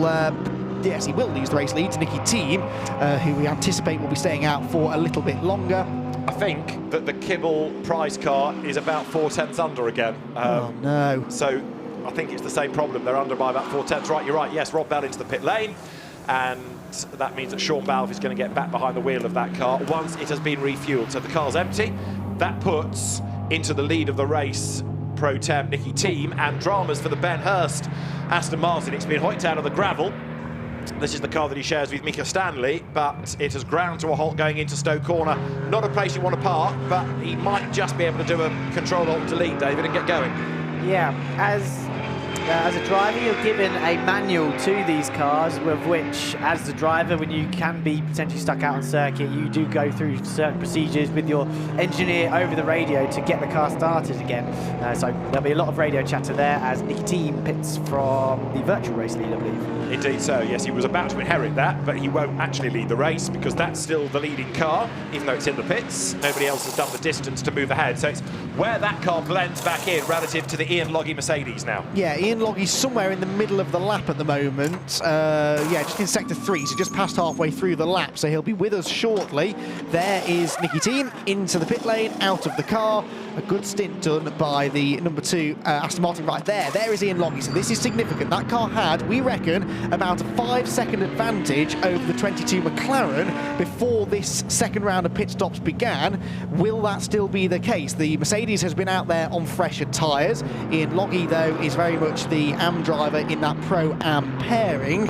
So what's going to happen here? In theory, this could be quite close, I think. It's only been out there for an extra, what, 2 or 3 laps, I think, over the McLaren? Yes, it came in, didn't it, at the end of lap 45. And its pit stop time was 2 minutes 16.6. We'll see what the Rob Bell pit stop time is going to be in a moment, because that car will rejoin the race very shortly. So over the timing line goes the Mercedes now, rumbles down towards Copse Corner. Rob Bell, 2 minutes 15.3, so quicker in the pit stops, just 3/10 the other side, and keeps the race lead. So Sean Balfe at the wheel of it is just going to cut across and hang on to the advantage. So with a slightly better pit stop plus Rob Bell's pace, Sean Balfe has the lead of the race, with Ian Logie into the stint, up to speed in the car, crawling all over the back of him. It's a real test for Sean, but that said, he's a more experienced driver, raced at a higher level for a longer period of time. He should be able to pretty much hang on to the advantage here and stretch it, but Ian Logie is absolutely fighting. And Ian's got his tyres fully up to temperature. He's had a few laps to reacquaint himself with the car and the circuit as well. We saw earlier on when the McLaren was tucked up behind, it wasn't really able to execute an overtake. Will the Mercedes maybe be able to use a bit of a straight line speed advantage to attack? Not right now. The McLaren gapping him slightly as they go down through Vale, so that essentially was a change for the race lead. There's a GT3 Lamborghini, that's the 55 car, isn't it, which is running some way down the order. 12th place at the moment. John Seal on board. McLaren up the inside. Now can Ian Logie get up the inside into Abbey as well? The answer, I think, is going to be no. And so for the time being, Sean Balfe can breathe easy. He can now try and break the toe, break away from Ian Logie and extend this lead. Impressive stuff that, David, wasn't it, by Sean Balfe? He only really had, you know, a couple of corners that he had to defend for, but he did it and was then able to stretch that margin, but he's thrown back into the car under the pressure of keeping the lead. Yes, and the Balfe Motorsport team to turn around the car, just 3/10 over the track. The pit stop time is really good. It's impressive, isn't it? Yes, and now there 3 of them were bottled up behind Graham Davidson the first stint, so let's see what they can make out of the second stint now with a bit more free air, and yeah, what the real pace is. So we've also got, bear in mind that Nicky Thiem has been in to give way to Mark Farmer, so I'll go through the order at the end of this next round of pit stops, but the car that led early on there, number 6 Mercedes at the end of the first hour, now drops back into second place, and number 31 gets a drive-through penalty, the Morris Parfit Bentley, for a pit stop infringement. So a drive-through penalty for a pit stop infringement. I'm suggesting that's not the pit stop time, otherwise it would have been a stop-go. So it was the fact that they came, or very nearly came, to a stop at the end of the pit lane in the wrong place. So it's a pit stop infringement on the procedure, not the time, as we were suggesting. Because they were probably worried they were going to be too quick out of the pit lane, so Rick just slowed. Right, okay, you're okay, now off you go. But you're not allowed to do that. You have to maintain the pit lane speed limit, which is mandatory for all of them, of course. The pit lane speed limit must be obeyed, and you can't go over it, but you can't go under it either. And that's exactly what they did. Straight away, Rick brings the car in, under instruction, no doubt, from the team. Now, what's it going to cost them? 4th place almost certainly, because Mark Farmer, I don't think, was too far behind, but that might be it. They might not lose too much more track position. They'll now be praying, I guess, for a safety car to try and regain lost time. So there's the car back into the race, and discussions continue about number 95 and its earlier stop-go penalty. But having served it, I'm not quite sure you can really unravel that. So we'll see now as Michael Igoe goes through ahead of Andrew Howard. They both slip back behind Ollie Wilkinson, coming through the Beckett's S's and onto the Hanger Straight once more. 95 gets another stop-go penalty for being too short on its second pit stop, so we said surely they'll be cautious second time around. They weren't cautious enough. Again, by what, 4/10 they were under the regulation time. There to the inside line goes Rick Parfitt. He's a man on a mission now, and straight away gets back ahead of Andrew Howard. Now the fact that he's just overtaken him means the car is down in 7th place, now back up into 6th. Yeah, so he did lose a few more places than I thought, but there's quite a little group of cars there that are fairly close together. You can see the Michael Igoe and Ollie Wilkinson scrap. They have swapped around, I think. Yes, Wilkinson's ahead of Igoe now, so yeah. Wilkinson's got 4th, Igoe down to 5th, but they're both being caught now by well and truly fired up Rick Parfitt. Usually such a mild-mannered fellow, but I think he'll be a little bit frustrated about the situation there with that pit stop penalty, and he will be determined to get past these two. In theory, he's quicker than them. He was pulling away from them in the first part of his stint, but overtaking is another matter. So that stop-go penalty, dropping Rick Parfitt down, deeper and down. Now he's on his way back up the order again. He's gained 1 place out of it as we see the GT4 scrap rage on, including McLaren and Aston Martin. 97 goes through. Now that is Ash Ham down in 23rd place. And let's try and get to the bottom of what's going on with 95 now. We've just had issue of another stop-go penalty, but the team we were going to hear from, but as they are rather grumpy about life, we'll leave them to it for a moment. This is the sister car, untroubled by penalties, and Ash Hand is at the wheel of it, and his next target will be Peter Belshaw for race position. But there's plenty of battles going on track, as you see 95 then here coming through. This is Josh Price on the back of the HHC McLaren, and Josh Price will come now and serve the stop-go penalty. Yes, apparently the team did try and dispute this, but things didn't go their way, so the car is now in. 50 kilometres an hour is the pit lane speed limit, not 1 mile an hour over that. And down it goes, and it feels, I'm sure, David Pittard, like you're going a lot slower than 50 kilometres an hour, especially when it's a penalty you're serving. I think the minimum speed around the whole circuit is 50 k's. So to then do that for about 20, 30 seconds, whilst you should be up at over 150 k's, is, yeah, it's very painful to say the least. Now, Rick not Parfitt's going, on charge. Yeah, I was going to say not going slowly. It's Rick Parfitt. No, he seems to be quite an emotional racer, I think. When things don't go his way, he gets a bit fired up, and then he really gets going, which is what we are seeing on circuit here. So, yeah, Ollie Wilkinson, watch out. So Morris watches on, nods sagely at the progress of his teammate. Michael Igoe riding shotgun there now. So Rick Parfitt's next target for 4th on the road is going to be Oliver Wilkinson, just up the road ahead, having taken over again from Bradley Ellis. Michael Igoe, however, thinks, I know that's a quick car, and he's a former champion, I'm going to sit behind him. So Michael Igoe, the man based in Knutsford, he's going to fight back on the inside line. Do they touch? They just skim. And Rick Parfitt's Bentley's going to take some dislodging, but Michael Igoe there chanced his arm, didn't work. Seb Morris has stopped nodding sagely. You can breathe again, Seb. They didn't make contact to any great degree. Breathe. But Michael Igoe, blimey, he doesn't lack commitment, does he? Not at all. When you were saying he might attach on the back, I was waiting for you to eat your words a bit there. And yeah, Michael went straight back in. Oh, Seb, Rick very wide into Luffield there. Seb head in hands as a teammate. with everything out of your control, yeah, you can just worry and watch and put the best faith in your teammate, which I think Rick has now recovered from that, and he'll press on. Well, something happened then to Michael Igoe, because he should have really been right underneath the rear wing of the Bentley down into Copse. He dropped way back. So, yeah, Seb Morris maybe now, finally, can breathe a slight sigh of relief. But that's cost Rick some time. He's 1.8 seconds now behind Ollie Wilkinson. Right, let's have another stab at this then. Andy J, I think, has now managed to locate somebody from TF Sports 95 crew. Andy, what have you found out for us? You keep sending me on these sleuth-like journeys, and I keep finding my way back here. Now, we just noticed that you had a drive-through. You didn't stop. I thought it was a stop-go penalty, but you just sort of drove through then. Yeah, we have an issue with our pit timer. So both of our pit stops, mine and Josh's, we have to come in for the pit lane with a specific amount of time, and our pit lane timers had a bit of an issue, and like for us, it seemed like we were going to be fine, well within the timer.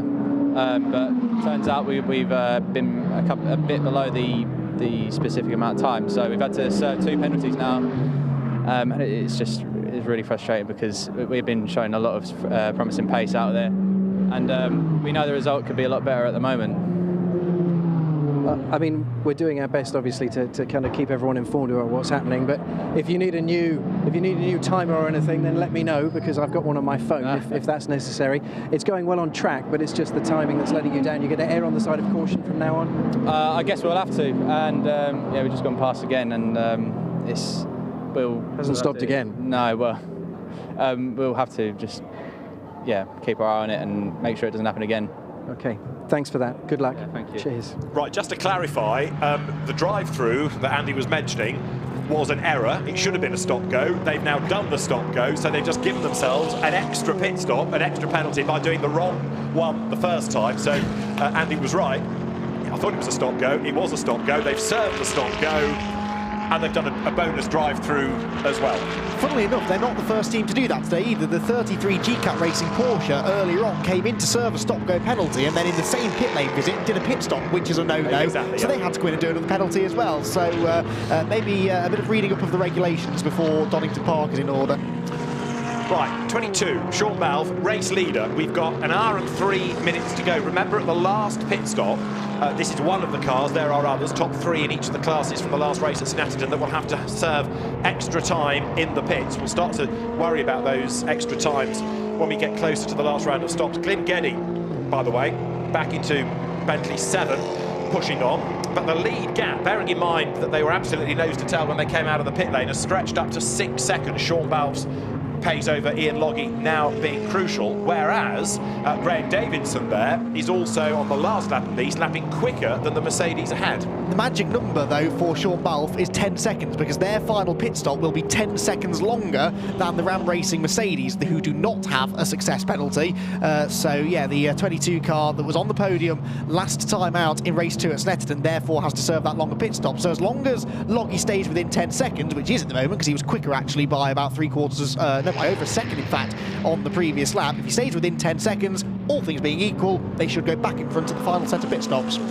Bear in mind that the other GT3 cars that have to serve success penalties are the 2 already delayed Barwell Lamborghinis. So just as they get to the end of the race and they think, well, we might be in with a bit of a chance, then they're going to have to serve extra time, which will undermine all of that. It's going to be interesting as well to see when the McLaren makes its last stop relative to this car, and therefore how much time in it Callum McLeod is going to have relative to Rob Bell in the chasing, or perhaps leading at the time, McLaren. You mentioned the Barwell Lamborghinis and their final pit stops. Well, we've just seen the 72 car come in for what I believe will be its final pit stop, so they've served the penalty and they've plugged in Phil Keane now for the final stint. So the 72 car winner of the second race at Snetterton had a 20-second penalty to serve. They've now had 4 pit stops because they had the unscheduled one for damage earlier on. They were in 10th place, but they will not have to visit the pit lane again. Yeah, 72s was the penalty, wasn't it? The extra stop, 69 had the damage, but yes, they've lost out that way as well. So you're right, he can go to the end now with 61 minutes to go and drag the car up the order, and he will be helped by the fact that others have got to make pit stops. Right, number 4 comes in. So in GT4, the leading car, wasn't it? So it's been brought in by Josh Smith. It will go back to James Dorlin. Or am I going the other way round? Has Dorlin just brought it back in to give way to Smith? Have they already changed? Smith was in, I think, in that stint. I think. But that's the car that needs to hang on to its advantage. And in GT4, it's this versus Seb Priaulx versus Dean McDonald and HHC. Well, and also Nick Jones, who remember pitted quite a bit earlier, didn't he, in the 66 Mercedes. So where does this car come out in relation to 66 is the question, because 66 was lapping quicker before the pit stops, but then Nick Jones got in the car, and we'll have to see what his lap times were like. So the 66 Mercedes is, again, somewhere just into the second half of the lap, and is, I think, the highest placed of the cars that have made this this second pit stop. I see a replay here of, now, yes, this is under investigation by race control between Ollie Wilkinson and Michael Igoe. And, well, there was a small touch on the way through, and then a bit of leaning on the exit as well. I couldn't see anything particularly untoward there, David Pittard, but that is apparently under investigation. I'd say that was a bit of rubbing, and rubbing is racing, so there was nothing too untoward about that. The cars were fully alongside. Igoe made the move, made it properly, and squeezed it, but I think gave him enough room, so I wouldn't expect too much to come from that. Okay, so that's Michael Igoe versus Ollie Wilkinson. There, number 15, Seb Priaulx, who should now move into the lead of GT4, whilst this McLaren, which is run by the Tolman Motorsport squad, serves its stop, should be its last pit stop. Yep, indeed, and we're waiting for this 66 Mercedes to come through as well, because that may well turn into the battle for the race lead, especially now that the TF Sport Aston Martin 95 has had this series of penalties. They made 5 pit stops in the race so far. There's Seb Priaulx then, out of Luffield Corner. The Mustang, you'd have imagined, well suited to the Silverstone circuit. The bulk of GT4 are silver driver combos as well, so whilst they have to carry that extra weight, it's fairly equal across the class. Through Copse Corner he goes. Seb looking strong here, and he's putting in some good lap times as well. No further action though, David, on this contact between Michael Igoe and Ollie Wilkinson. I'm sure you'll agree with that decision. Yeah, apparently I know what I'm talking about, so that's good. The next instalment of Judge Pittard will feature further incidents that we will no doubt find. But yes, just good hard racing, wasn't it? So, right, Seb Priaulx leading in GT4. And it's going to be interesting to see where Scott Maxwell blends back in for the last stint in that car, as up through the McXXX's then race leaders currently are on lap number 57. Sean Balfe now 5 seconds ahead of Ian Logging. It's come down a little. Graham Davidson in 3rd spot, but we can't be far off the final round of pit stops, can we, for that leading group? No, indeed, and that is when things will all start to drop into place. I think we're in for a close finish here, though, aren't we? Because the Balfe Motorsport McLaren, at this rate, if the pit stops were all to happen now, would come out 5 seconds behind the Ram Racing Mercedes, which after, well, 2 hours of racing that we've just gone past, no safety cars either, and the top 3 separated by just over 10 seconds. We keep hammering home this point about how competitive it is, but it really is. Yeah, with good reason, yeah.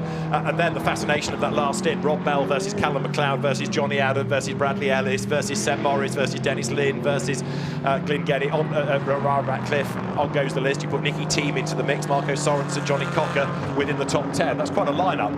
Right, Formula McLaren here, coming towards us. HHC versus Tolman. This is in GT4, and all of that's happening in front of Ian Logie. Here is Rick Parfitt trying to get up the inside there. Look of the Optimum Aston, which he does. Bradley Ellis gets squeezed, Ollie Wilkinson gets squeezed wide at Copse, almost gets in the way of the other Balfe GT4 McLaren. Cars everywhere heading up towards the McXXX's, and that has just helped Sam de Haan to try to gain ground as well. Look in the Barwell number 69 Lamborghini, the one that really drops out in terms of track position, Oliver Wilkinson. Yeah, that's 4th place now again for Rick Parfitt, so he's back to where that car was before their penalty. There, the number 4 car out of the pit lane now, just ahead of 57, which owes us its 2nd pit stop still, so this is not for position. The 57 car is a lap ahead, but on older tyres. It's this familiar situation we've seen a lot of. I think I spotted at the far end of the Wellington straight the 66 Mercedes as well, so I think that's the gap, essentially, between the number 4 McLaren and the 66 Mercedes that were running 1st and 2nd in GT4 before this latest round of pit stops. And we have an HHC McLaren going for the pits. Yes, we do.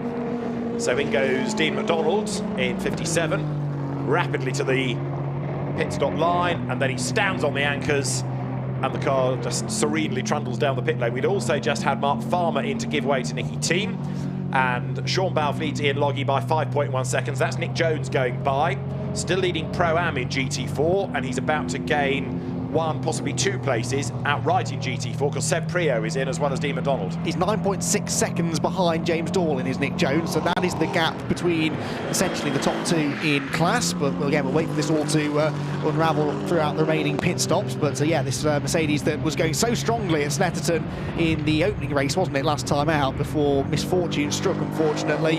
It's a quick car, and it's good to see the Mercedes starting to do well over here in the UK. They've had success abroad, and we know the car's got potential. They've just had really rotten luck so far this year. Well, it's been an entertaining first couple of hours of racing, hasn't it, David Addison? Hard to remember everything that's gone on, but there's been plenty that has been going on.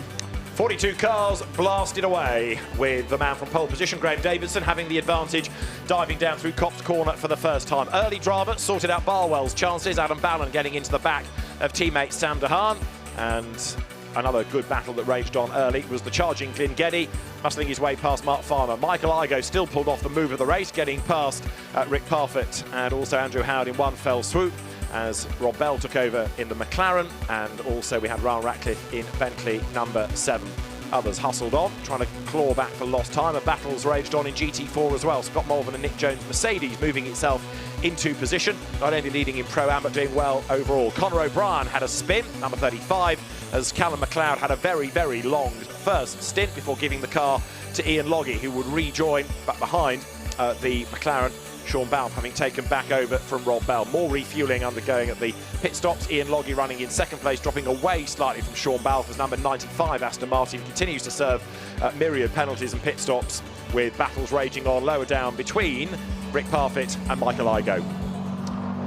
So we've done 58 laps. Sean Balfe leads the way, 5.5 seconds being the margin over Ian Logie, whose last lap was a 2:06. Both of them are being caught by Graham Davidson, who doesn't have to worry about any extra time on that last pit stop.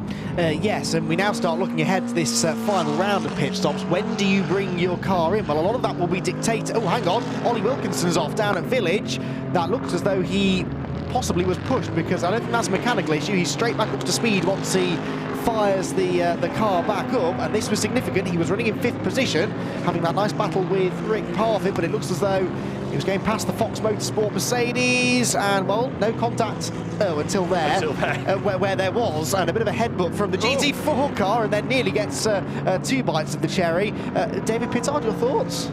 I think, well, he's just caught himself out there, the Fox Motorsport Mercedes, and GT4 cars are slightly heavier than GT3 cars. Maybe didn't anticipate a GT3 car to stop as quick as it did, but yeah, either way, nice little headbutt there, spun him round, lost a little bit of time, which is a shame for GT3, completely not at fault there. So yeah, it's weird to see contact like that from a GT4 car to a GT3 car. It's so often the other way round, isn't it? We talk about the GT4 cars being elbowed out of the way by these very rapid GT3 machines, but no, not on that occasion. Now, this is the WPI Motorsport car of Michael Igoe. Harrying him, I think it's fair to say, is Glyn Geddy. He has raced touring cars in the past after all, and he's trying to get up the inside for 5th place here. And he should get the job done, shouldn't he? Because the Bentley has got the grunt in a straight line, and he's done it going into Stoke Corner. That looked relatively straightforward, didn't it? Yeah, through the final part of Beckett's, it's very, very bumpy there, and it looked like the Lambo got really sideways. It's a very short wheelbase car, so it's very snappy over the bumps. As a result of it, a bad run onto the Hanger Straight, and the grunt and go Bentley powered its way through into Stoke. So now they've got to put a lap on Callum Poynton, except Glyn Geddy gets a little bit compromised coming out of club. Michael Igoe is back with him. Now, we know that when Michael loses a place, that doesn't seem to faze him. He'll fight back if he can, and he's heading up towards his favourite corner, perhaps, of the loop. So now he's too far back, surely, unless... That's what you think. Well, indeed. Michael Igoe has other ideas, so let's see whether they might get caught up in traffic. Oh, good, look, there's some traffic. Here is Michael Igoe's big chance. He's going to close, but no, he is too far back this time, legitimately. You're right, Dave. But he's well worth watching. We like Michael Igoe. More of him, please. And we like Dennis Lind as well. He'll be taking over that car for the final stint. So, again, great to see them having a really solid race. And they've been inside the top half dozen or so, all race long, really. You'll be surprised, I'm sure, to hear that the number 77 Mercedes is being investigated for that contact with the 96. Never. I know, unthinkable. Yes. So we'll wait and see whether a penalty gets dished out. The team manager of car 77 has been summoned to race control. Tolman are in. Now, that's not number 4, I would hope, because they've already, well, they've recently... It is. Oh, it is. Oh, yeah. dear. Right, this could be an issue then. So, because they've just made their second pit stop and come out in the class lead, and we believe there may have been possibly a sight of some flames from the back of this car. They're investigating the rear. Again, in endurance racing, it's never won until you see that checkered flag. Oh, and more flames there, I think, yes, as we cut away. So, the number 4 McLaren looking good for the class victory. Not anymore. So that's a third stop. So that should be the final stop to go to the end, shouldn't it? Yeah, but they were only in about 5-10 minutes ago, I think, weren't they? It hasn't been that long because we were commenting on the gap between them and the 66 Mercedes. So this definitely isn't scheduled. There's fluid on the floor underneath the car. There's a leak of something. So that's going to cost it the class lead, isn't it? James Dillane having brought it in. That's going to help Nick Jones. Through the traffic goes 99, that being Andrew Howard, up past the John Seal 12th-placed Lamborghini. Down towards Stowe Corner they go, and 99 are running at the moment. 8th position, 7.3 seconds behind the recovering Ollie Wilkinson Aston Martin. Now, that is presumably whatever the McLaren has left behind. The question is, where did it go? Back on the track or into the garage? Into the garage is the answer. And Tolman Motorsport have had a day to forget, haven't they? The number 5 car was out early on with mechanical issues, and now number 4 from the class lead, potentially out of the race as well. Yeah, exactly, and from the class lead, making it even worse, isn't it? So that car to the pit box. Great news for Parker, so bad luck at Snetterton. It's perhaps going in favour of Team Parker Racing now. Stuart Parker with a GT3 and a GT4 element to this, as other teams have as well. Right, what else is going on in GT4? Well, you've also got here the TF Sport Aston trying to wriggle its way up through the mix. 95, this twice penalised car going through, but it's a long way down, isn't it now, because there is Josh Price in 27th place overall, 10th in class. And Graham Johnson in front of him, who was leading the Pro-Am class in his first stint. That car's now 5th in GT4 Pro-Am, so not entirely sure whether they had an issue or just a slow stint, but yeah, that's been a bit of a shuffle around in GT4. This is now the class leader, number 66, Nick Jones at the wheel, with a 12.3 second lead over Calvin Fletcher. Graham Davidson in for Johnny Adam, so in ahead of Loggy for McLeod or Balfe for Bell, Parfitt in for Morris. So David P, that could be significant because you're giving those drivers maximum time in the car. Yes, they're running to the end now. And yeah, if there's any safety cars now, you've got your gun drivers in the car to maximise the result. And with few cars dropping out and things like that, the track becomes clearer. So again, the gun drivers can maximise their pace and the tyres towards the end here. So yeah, watch Davidson and watch Johnny Adam and Seb Morris and Marco Sorensen's going in, and your mate Dennis Lind is going back in as well. Jamie Stanley's going back in, so it's all changed in the final 50 minutes now. So what we need now is a safety car, and we've got a great finish, haven't we? We've got all the right ingredients. We just now need the big spoon to mix it all together. Exactly, yeah. This is all dictated, of course, as I've said, by that minimum driver time. So much as they'd like to get these pit stops done as early as possible, they can't risk it. They've got to calculate, you know, how many more laps, how many more minutes will we be in the car to the end. And yeah, now seems to be the tipping point, doesn't it? So Johnny Adam, the first out of the pit lane, unsurprisingly, was running in 3rd place, about 15 seconds off the race lead. Now, because they've got their pro in earlier, this is how that strategy that we were talking about an hour and a half ago, about how some AM drivers were staying in longer than others, this is the payoff, isn't it? You leave your AM in longer at the end of the first stint, you get your pro in earlier at the start of the final stint, and so Johnny Adam, with what was essentially about a 15-second deficit to the race leader, should now be able to start doing something about that. Absolutely right. So we know he's quick. That said, Sean Balfe is quick, and so is Rob Bell, his co-driver. In comes Nick Jones to morph into Scott Mulvin for the last stint, so we'll see where that car keeps track position. So you're going to have Bell, McLeod, Adam against Seb Morris, who will join in a moment in 4th place. So it's going to be a great showdown for effectively 45 minutes between those 4 cars. There up towards the Beckett's S's comes number 15. Now we've got Scott Maxwell back into that car, haven't we? So that should, let's see, keep that certainly in contention for a class lead, may even keep the class lead. Rick Parfitt's work done. despite that drive-through penalty. Good stint. A very good stint, and he looks a bit sweaty, but relatively fresh and happy as well, which is good to see. There have been times this year where he hasn't had that smile on his face, but they're running well here. And again, I reiterate the point, with Barwell's issues, this team that have won the championship before, this driver combo, are looking like they might be about to close in that championship margin again. This is Sean Balfe, race leader, 4.4 seconds clear of Ian Logie. Their pit stop, though, will be 10 seconds longer than Loggie's, so right now, Ian's doing a good job. He's doing everything he needs to keep this car in his sights. Yes, effectively, he's the race leader, isn't he? If you were to apply that as a penalty on corrected times, he would take over the lead, you're right. But having just got through the traffic there, Sean Balfe, the gap comes down to 3.5 seconds. That's the same traffic Ian Logie has got to get through, so it might stretch back up again. There is the Mercedes hustling on behind in second spot. And we're going to have Glyn Geddy up to third now, with Johnny Adam and Seb Morris and Dennis Lynn having to carve their way back through, having just taken over.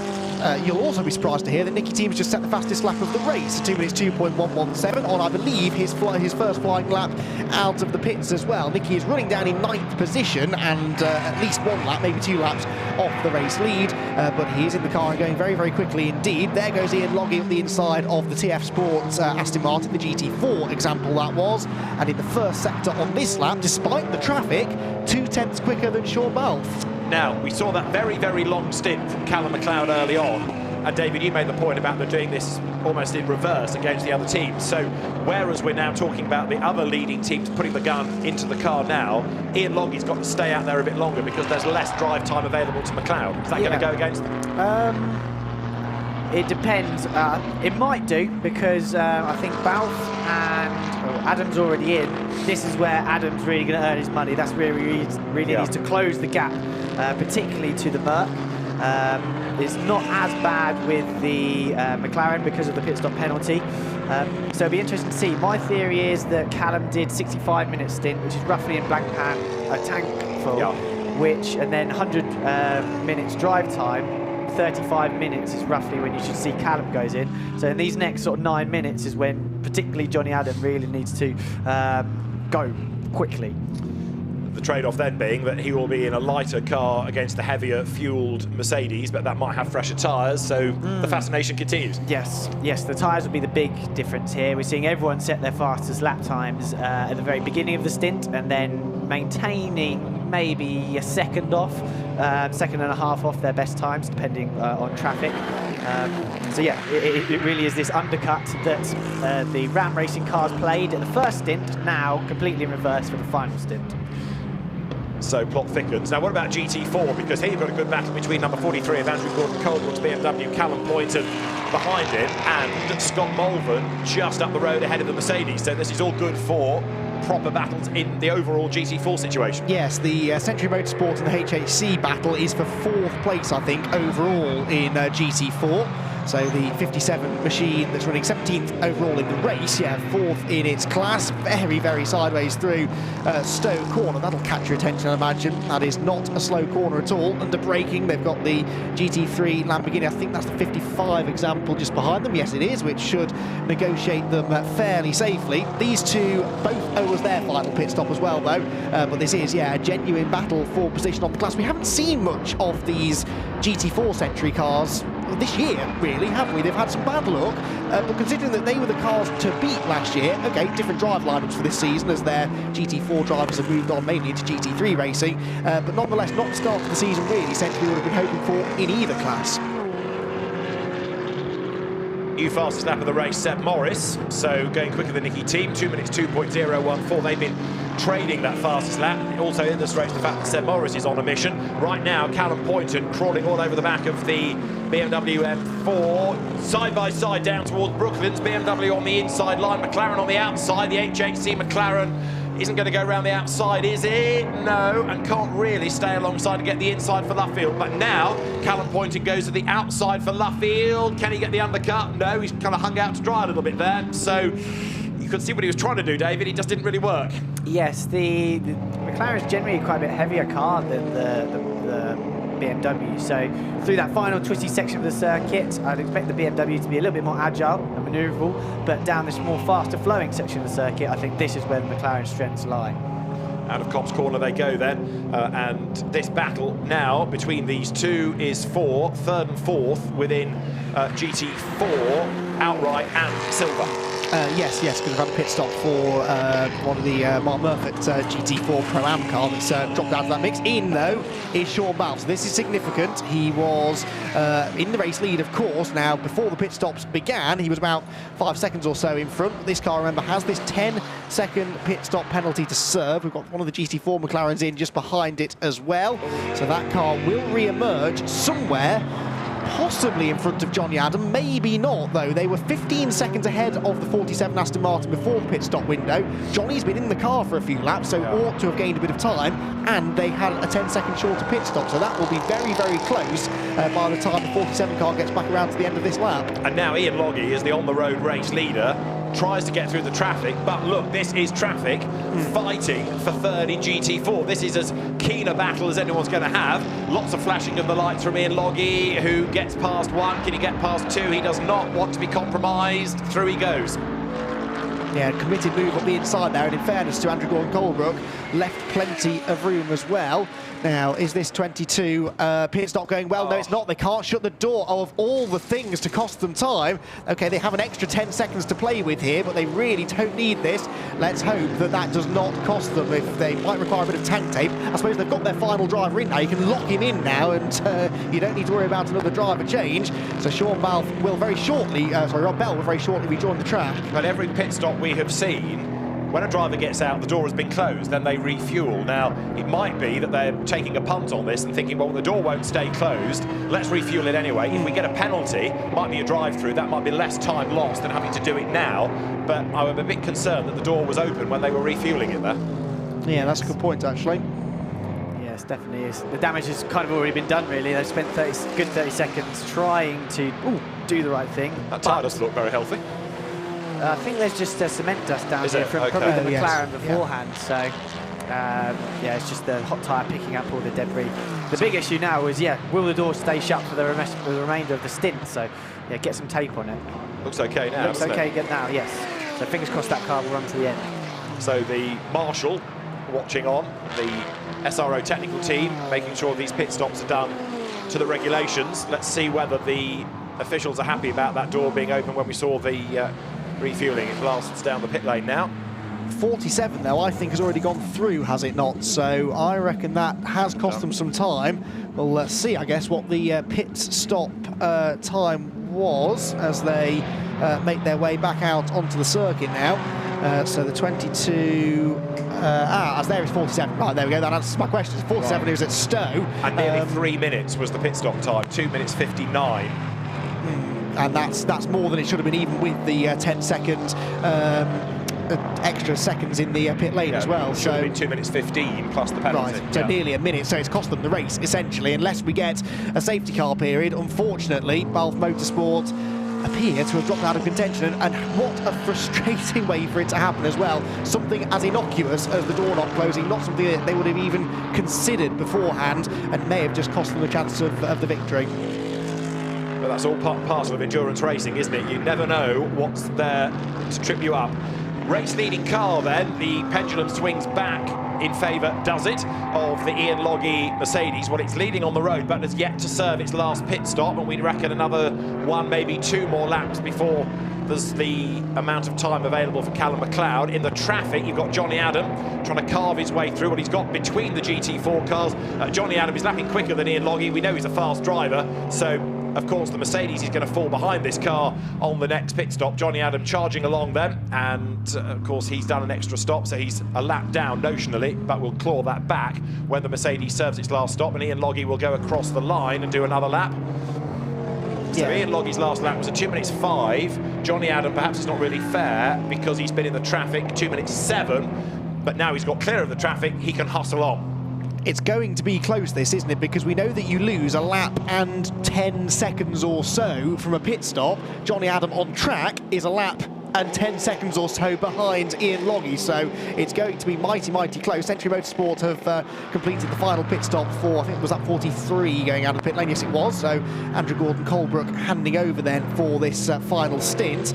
66 though, looking strong in the GT4 category. They are just ahead of the 47 machine of Johnny Adam now. Lap time should hopefully start to improve on this occasion. Now he's not in traffic, and yes, in the first sector, half a second quicker than Ian Logie already. He's going the right way about this. The Ram Racing squad will be itching to get that car in for its final stop. Yeah, Ram unlucky here in Blockman, winning Pro-Am in the endurance round, only to then get a penalty post-race, so they are perhaps deserving of a bit of Silverstone luck.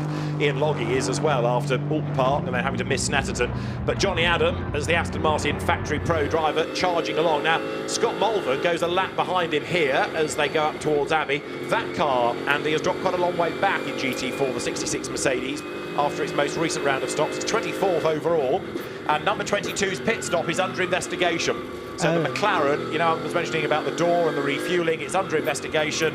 I fear there might be another story attached to this. Yeah, so not only did it delay the pit stop, but they now might face a penalty for it as well. It's that snowball effect, isn't it? When one thing goes wrong, everything starts going wrong. There it is. It's back on circuit, but a penalty would take them potentially out of the podium fight as well. These top three, the 22, 47 and 6, had a bit of a lead, didn't they, over everybody else. So they'll be hoping that they can drop back in somewhere in the gap between what was third and fourth position, but I'm not convinced they will. With the minute they lost in the pits and now potentially another penalty incoming, it might drop them outside of the top 5. A real shame. So sit back and just enjoy Rob Bell at full chat, because it's always well worth watching. Number 7, Glyn Geddy, that's got another stop to do as well, hasn't it? So that's elevated to second place, but they're going to put Ryan Ratcliffe in for the last stint in that car, and that must be imminent as well, with now just 35 minutes of the race to go. Time has flown, David, hasn't it? Yes, we've barely had time to catch our breath, really. There's been action every time we've looked at the circuit, and yeah, no safety cars yet either, which I don't know if that's now a curse of the commentary. Yeah. But no, it's been really, really good. Fantastic driving by all. There's been very little, too much crazy driving. Nice and clean, nice and fair, but hard racing. So no. Amazing race so far. And all those teams banking on a safety car have had to change strategy on the hoof. Yes, I'm sure there was a little bit of a safety margin factored into this. Now, looking at the race, Nicky Team, Seb Morris, Dennis Lind, they're all going to be coming towards the front of the foray at the end of this stint here. And I think, as Johnny Adams said at the very beginning of the race, we're not really going to know where everyone is until the final 10 minutes of the race, once everyone's stops are factored into. Right, the team manager of 22 McLaren is now going to see the race. Director, yellow flag being waved, that's at Beckett's, that's the other side of that corner. So somebody's had a moment in the Beckett's S's. Is that going to affect things markedly? Does the flag go back in? Number 15 drops down towards Brooklands then. This is Scott Maxwell leading in GT4, and that car has done 2 stops, so it needs a third, doesn't it? Yeah, it will do, so it may drop out of the lead. The highest placed GT4 car that's done 3 stops is, let's have a look, it's actually going to be the 95 car that's done 5 stops because they've had those many penalties, but yeah, so we're awaiting the last... But that's still owed a third, because it's done 2 stop goes and an erroneous drive-through, but it's only done 2 mandatory stops. Very true, very true. So yeah, so we are still basically waiting the final round of GT4 pit stops. By and large, they've been coming after the GT3 pit stops anyway, which is handy for us, because at least there's only one class to concentrate on when it comes to the pit lane. Right, now there you've got the Graham Johnson number 20 McLaren that he shares with Michael O'Brien, and 97 tries to wriggle up on the inside line there, and is there going to be not quite contact? Number 22 McLaren is being given a 10-second stop-go penalty for a pit stop infringement. So the Rob Bell McLaren, a 10-second stop-go pit stop infringement. Not a surprise, but still really unfortunate for them, and a big disappointment, no doubt. 3 abreast into Brooklands doesn't often work without contact. That's the Invictus Games Jaguar, number 44, now being pedalled by Matthew George, who was earlier on in the number 14 Aston Martin in GT4, pulling double duty this weekend, and he's going rather rapidly at the moment. That means, doesn't it, that he has always been in a car, pretty much? They're more or less, yeah. So I suppose they have to sync up their pit stops, don't you, the 2 cars and the 2 teams, because they can't bring the car in if he's still out on the circuit in the other one. Exactly, but he's had precious little time to recover. So what David was saying early on about driver fitness around here, that's a pretty fine effort by Matt George. Yeah, massive effort, really. I mean, there's doing a triple stint in a GT3 car, for example, is not massively unheard of. So yeah, doing what Matt's done and then having to adapt to 2 different types of car, 2 different parts of the race, is pretty impressive. He did it last year, proved it could be done. But now he's got 2 different types of car to race this time round, as opposed to mixing it with the Jag and Aston last year. He's now got the new generation Aston and the Jag this time round. So yeah, fair play to Matt. His preparation is clearly paying off because yeah, he's on the charge in this final half hour, so he's clearly not feeling the heat.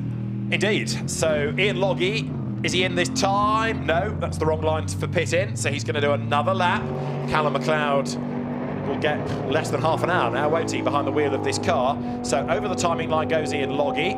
We know about this stop-go penalty going to the McLaren, and it's yet to be served, but it should be in this time. Understandably, there aren't terribly many people wanting to step forward to be a spokesperson for the team at this juncture. Johnny Adams' last lap was a personal best, incidentally, in 47 Aston Martin.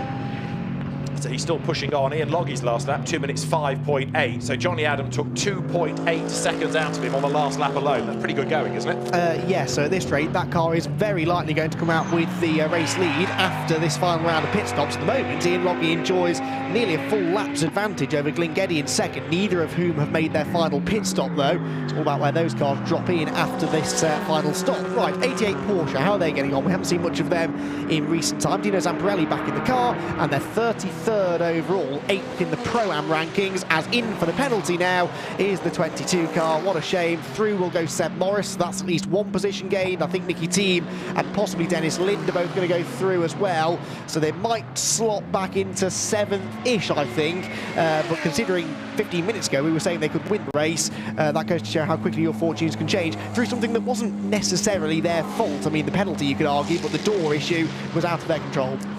So the car goes down the pit lane. Rob Bell has got to really hustle on now. Let's see what he can salvage out of all of this. There, the Balf engineers discuss what went wrong, what happened. Could somebody have quickly run along with a piece of tape, kept the door shut to get the refuelling underway quicker, and therefore the door be closed? But that's hindsight. When it's the heat of the moment, it's all a bit panicky and all a bit dramatic. There, number 7 is Glyn Geddy in for Ryan Ratcliffe. So the Team Parker Racing Bentley going through its last stop. But again, driver out, door closed, fuel in. Yeah, and you can't touch the car, you can't do anything to it whilst the refuelling is done. You can kneel down and inspect the front grille, but that's about all you can do. There's the 75 car, which is 2nd place now in GT4. Owes us a pit stop, though.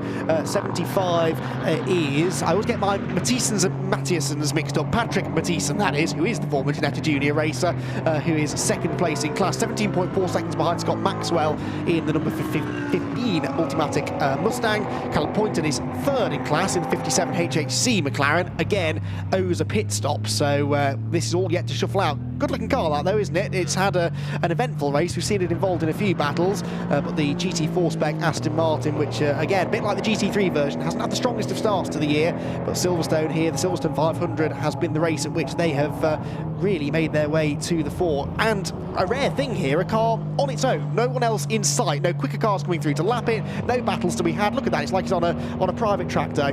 Right, into the pit lane comes the Scott Maxwell Seb Prio Multimatic Mustang. So they've done the fuel, new tyres, new driver, and as Ian Logie has just gone by, he starts lap 71. This crucial now for what's going on in GT4. Glyn Geddy is in though from 2nd place, so the number 7 Bentley is in, and that will be for the final pit stop then. So yeah, sorry, yes, Geddy out of the car, in will go Ratcliffe. That was the one we saw a moment ago, wasn't it? With the car being refueled. There's the McLaren from HHC coming down the pit road. So the Team Parker Racing Bentley good to go imminently as more pour over the line. Right there is Rob Bell, dander up and all of that, carving his way through the GT4 traffic.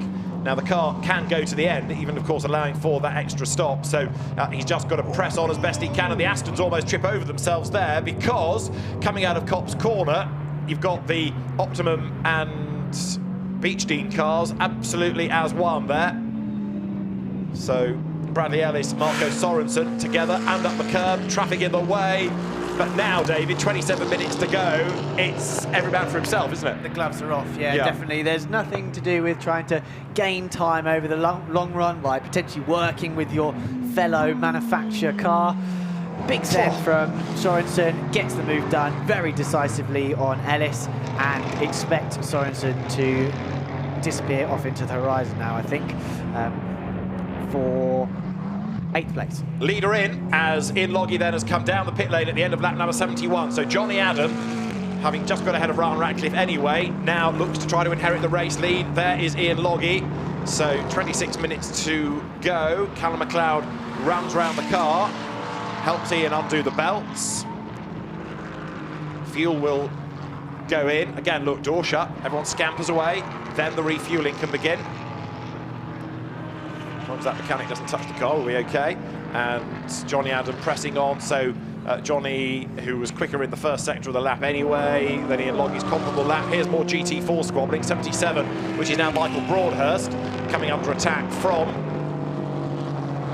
35, which is the car that we saw Conor O'Brien spinning in early on. It's Conor O'Brien back behind the wheel. 26 minutes of the race to go.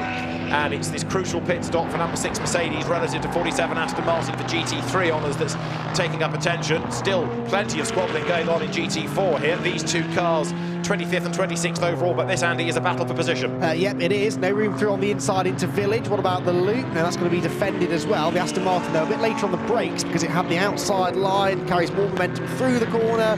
But then, as you described it earlier on, this very torquey Mercedes is able to just stretch its legs again down the Wellington straight. So as they come towards the end of the lap, so too there is Johnny Adam. So Johnny Adam, the blue Aston Martin at the top of the shot, is, I think, about to come through and inherit the race lead because Ian Lundie is out of the Mercedes now. The car is still in the pit lane, and Callum McLeod not yet back out on the circuit. There it is now. They're right at the far end of the pit lane, so as soon as they are released, they'll be straight up to speed and straight out onto the circuit. But is that going to happen in time? There's a back marker in the way. The 58 HHC McLaren now gets dispatched by Johnny Adam. He comes across the start-finish line, and is this to take the race lead with just under 25 minutes to go? I think it will be, because still Callum McLeod is being held. Still he's being held. Can he go now? Now he's released. It's going to be tight, but I think that Johnny Adam, yes, is going to go through, and TF Sport lead the race after the final pit stops. So, Johnny Adam it is then, in the lead of the race. Callum McLeod a little bit hesitant to get away, but get away he has done, straight into a load of traffic. So now he's on fresher tyres, but a heavier car, and he's got to hustle on for 24.5 minutes. Can he do it? Well, he's only got 24 minutes worth of fuel in the car, so technically they'll be on the same fuel level, but he's going to have fresher tyres. So I expect Callum to quite easily grab fastest lap and eat into the gap that Johnny's got, which is not that much at all. So now Johnny's been earning his money by setting purple sectors to get ahead of Callum. He's now going to have to drive the widest Aston Martin on the circuit. However, as anybody who went to Le Mans 2 years ago and drove a Corvette will testify, Johnny knows how to make a car wide, and he knows exactly how to defend when it matters. So this is going to be absolutely great to watch, isn't it? Callum McLeod through Club Corner, makes his run up past the Silverstone wing. Now we've got, what, just under 24 minutes to go. A lap is 2 minutes, so we're looking at perhaps 12 more laps of the race at most here to run, and traffic all around. So at the end of this lap, we'll see what the real margin is between Johnny Adam, who will become the race leader, and Callum McLeod trying to get through the traffic around the outside of that battle for position. He's got past one, he's got past two. He has got to be as uncompromising as Johnny Adam here. Yeah, this is, as Johnny was doing at the beginning of his stint, Callum's really got to make the most of this fresh, I assume fresh tyre, light fuel load, and yeah, take all the risks he can to give himself as much opportunities, which I think he's going to need quite a few to get, if he can get past Johnny Adam for the win of this race. Matched Johnny Adams' sector time in Sector 2, but was 2/10 slower in the middle sector. Nonetheless, this is going to be a fascinating run to the flag. Well, Ian Lundie is out of this car. He's down in the pit lane with Andy J, and I'm sure he's already chewing his fingernails watching this battle on track.